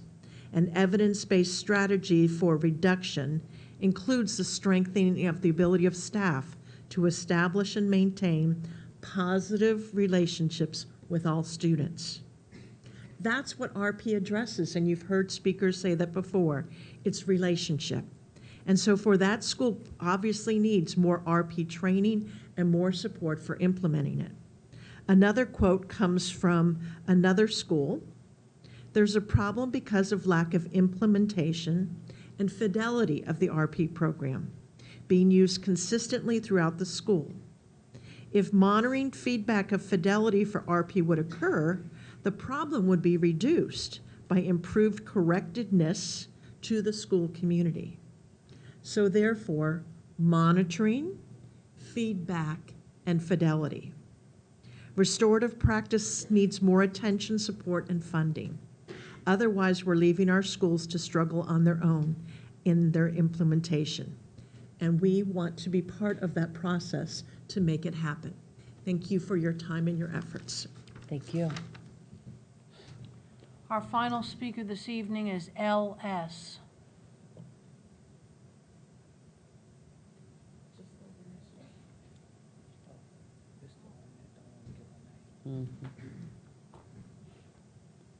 Good evening.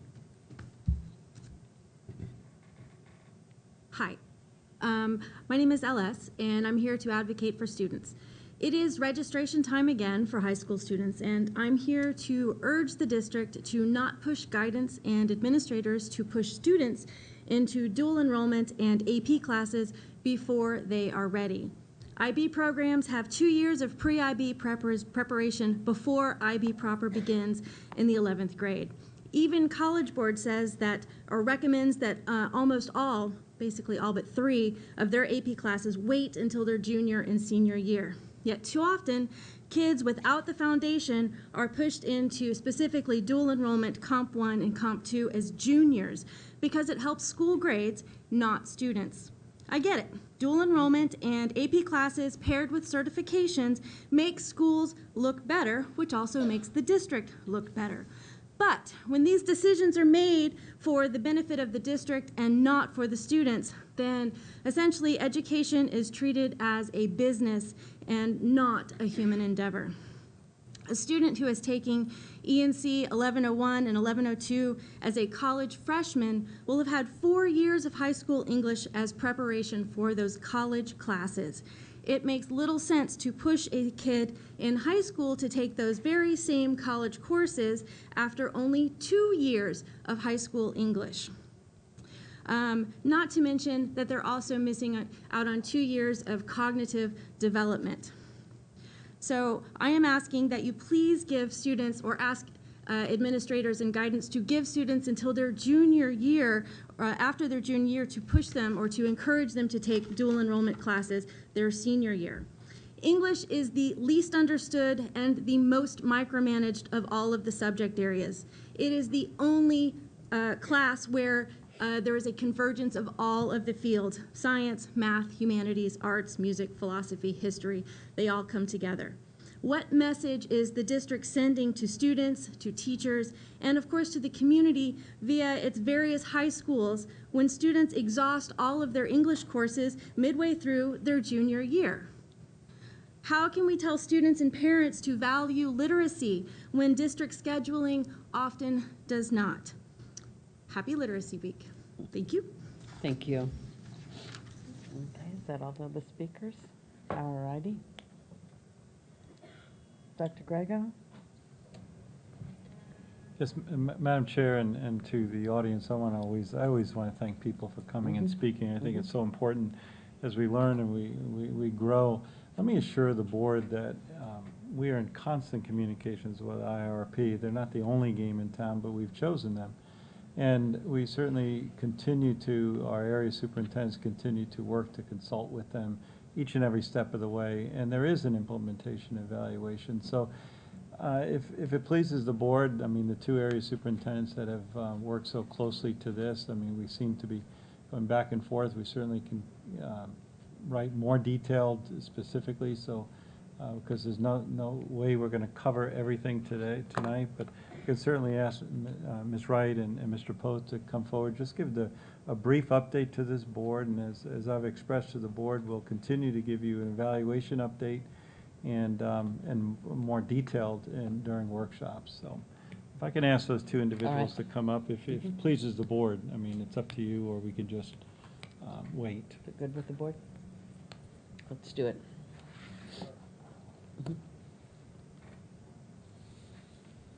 And good evening to you as well.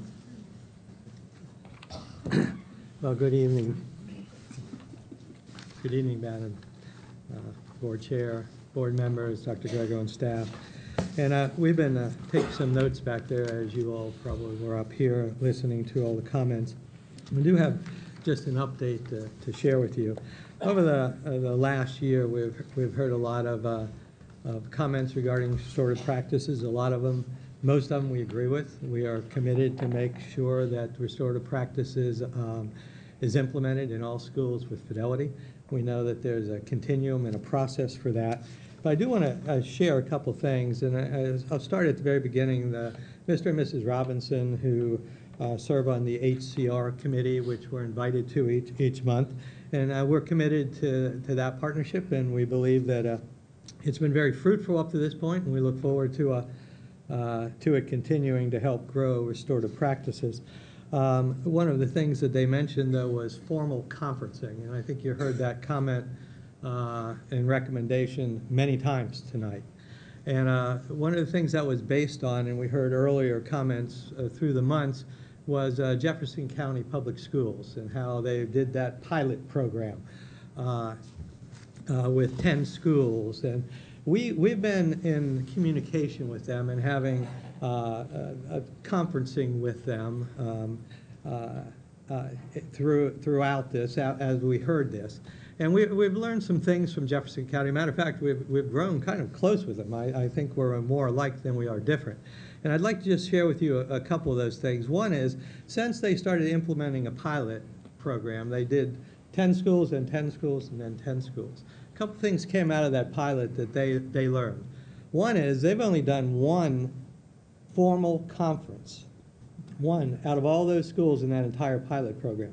So it wasn't a major part of that program, nor did they see that it was one that was able to be implemented within their school district. And so they've been working with IIRP to try and revise that whole process to make it manageable for administrators in schools to actually implement. And so I think that's a very important point. The other point is, as of this year, they've gone away from that pilot approach. And they're going into, matter of fact, they've reduced their contract to IIRP to just a train-the-trainer model for their trainers in their school, just like we have, and the continuing registration of their certification, which we also do.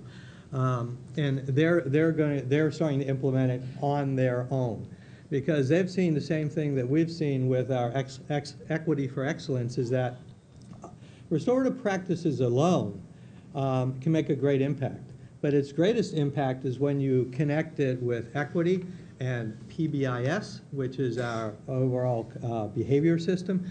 And Jefferson County is taking that same approach as we are. And so I appreciate what was said tonight. I've got some comments I'd like to make regarding some of them. We do believe that building relationships is the key. That's why we're doing this. It's not a behavior system, restorative practices. I know there was a comment about that there was an unfortunate child, 16 years old, that had schizophrenia.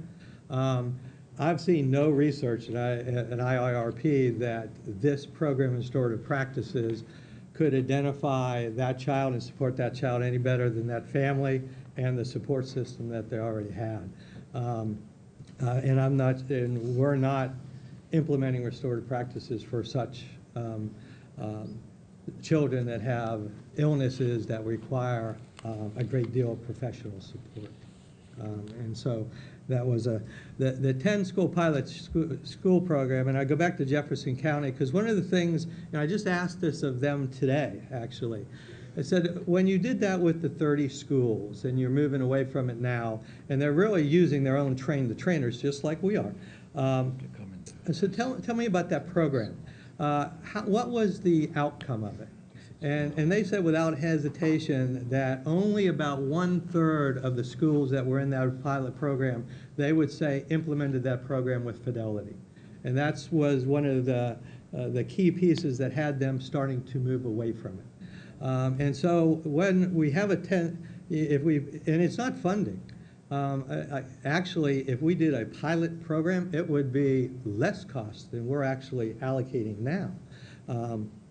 We do believe, and I think Jefferson County does also, that a staggered approach is an appropriate way to go. And we've been in negotiations and conversation with IIRP to have them on board as a partner with this, where we will take some schools that are ready to move forward at a more rapid pace and build a structure for them to support and use them as more model schools. And we'll begin that beginning next year. I think with our partners in PCTA, we have to have a lot more discussion, though, with formal conferencing, how that looks in our schools, and what really will impact and support administrators and teachers in dealing with students that need a more formal type conferencing. I think Mr. Poster said quite a bit, but let me just also, as I was taking notes about some of the pieces that were shared here tonight, again, we know that restorative practices is all about relationships. So I heard a couple of comments speak to the behavior, the data as relative to students of color or any student. The restorative practices, it is not a program. It is but it's a way of relating to people and building communities and repairing hurt and harm that's caused by things that occur throughout the day, throughout our lives, throughout our schools. And with that being said, we sometimes take for granted that folks understand what it means to build relationships. And so it encompasses a whole lot and much more than just saying we're going to build relationships. That's the magic or the power of restorative practices. But there and again, it is not a program. It includes the equity work, having conversations about why it is and that we act the way we act, and what are the factors that lead to that kind of behavior. With that being said, the whole conversation that we're having with our equity task force, it is inclusive of restorative practices, but restorative practices is not the main or the only thing. It all works together. To that end, the equity task force is continuing the restorative practices work, and we will have a report and share out at our next board meeting regarding our next steps regarding the implementation of restorative practices, how it folds into play with the equity task force and the equity work, and also how we will continue to evaluate. We do have some preliminary, simple data points. We know how many folks have been trained. We know the kinds of training. We know who's coming to the training.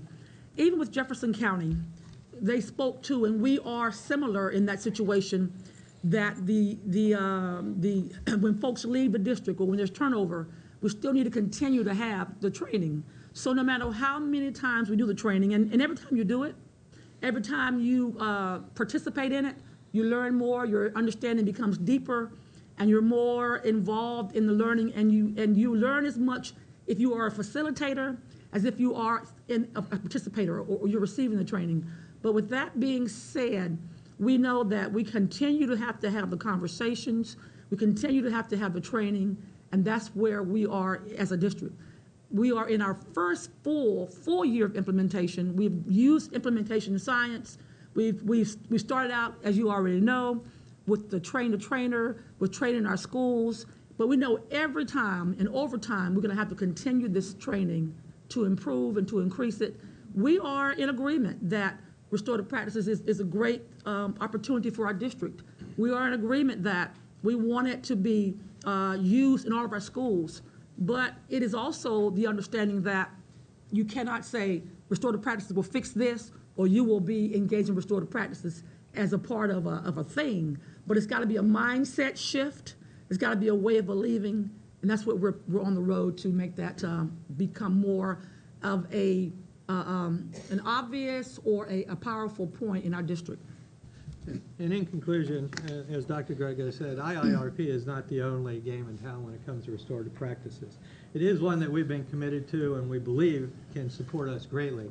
And we are in constant communication with them. We are now working with them collaboratively to develop our next steps over the next 3 years of what restorative practice implementation is going to look like. There will be collaboratively a contract with them to continue the movement of restorative practices and the implementation in our school district. And I know that was a concern by many that were here today, that to commit to a contract with IIRP. We have no intention of moving away from them. And we value their input and their expertise, and we're using it. And I believe that they value the commitment we have to making sure restorative practices is implemented with fidelity in all of our schools as well. And it's a work in progress. We are not naive to believe that it is at the same level in every school. And we know that as I close or end that, we can all sit in a training, we can all attend a professional development, and we can each get up and walk away having received something different. We recognize that, and that is our heavy lift, that we continue to want the partnership to make that happen. Okay. Thank you. Thank you, board members. Okay. Ms. Flowers? Yes, I just want to, first of all, thank everybody for their comments.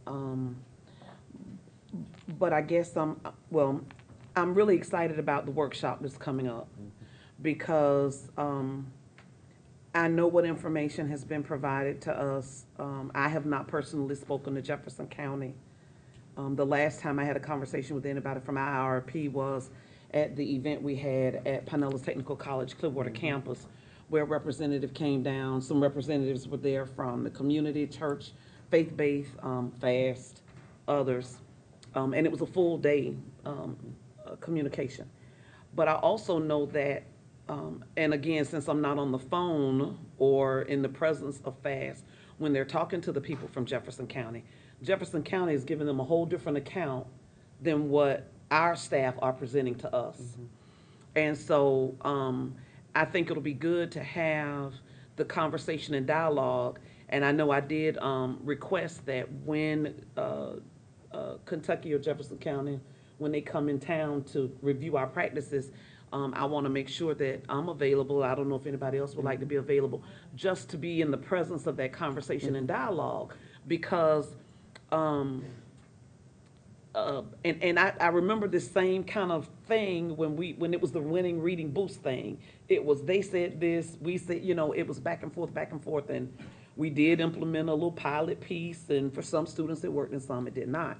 But I'm really interested in us moving forward with the workshop and having that information presented, because I would agree that, one training does not make for an expert. I'm a trainer by trade.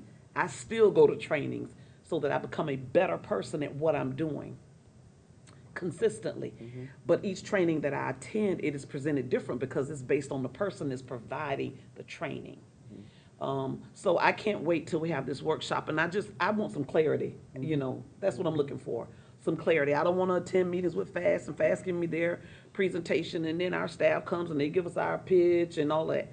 I just want some clarity. I want some numbers. I want to see where we are. I want to see what the best practices are.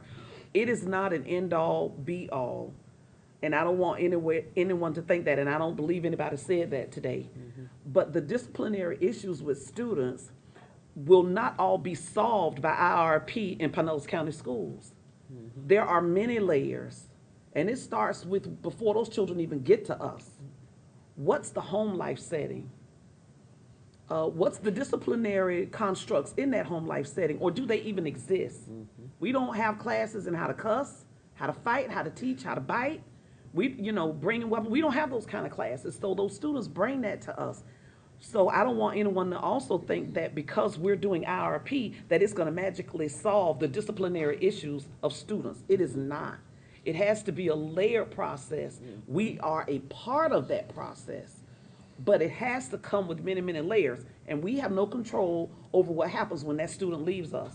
When they leave us, if the environment they're going to has different rules, then we start all over brand new with that student when they come back the next day. So, and for some teachers too, and I'm not saying anything bad about teachers or whatever, because this whole process is supposed to allow us, even through implicit bias, to look within ourselves to see, are there things that we could clear up, and are there issues that we have within ourselves that are causing a dysfunction in the relationship between myself, the teacher, or whomever, and that student. So everybody really has to kind of look at it holistically, and it's not something that's going to be solved overnight. But I really am. I'm really waiting for that workshop dialogue. I want to see the data, and you know, you're going to have some schools that really implement it with fidelity because it starts with leadership. Is leadership pushing it that way? And if you have a school maybe where leadership is not pushing it so that it's implemented with fidelity, it may not be. You know, you may find holes in it.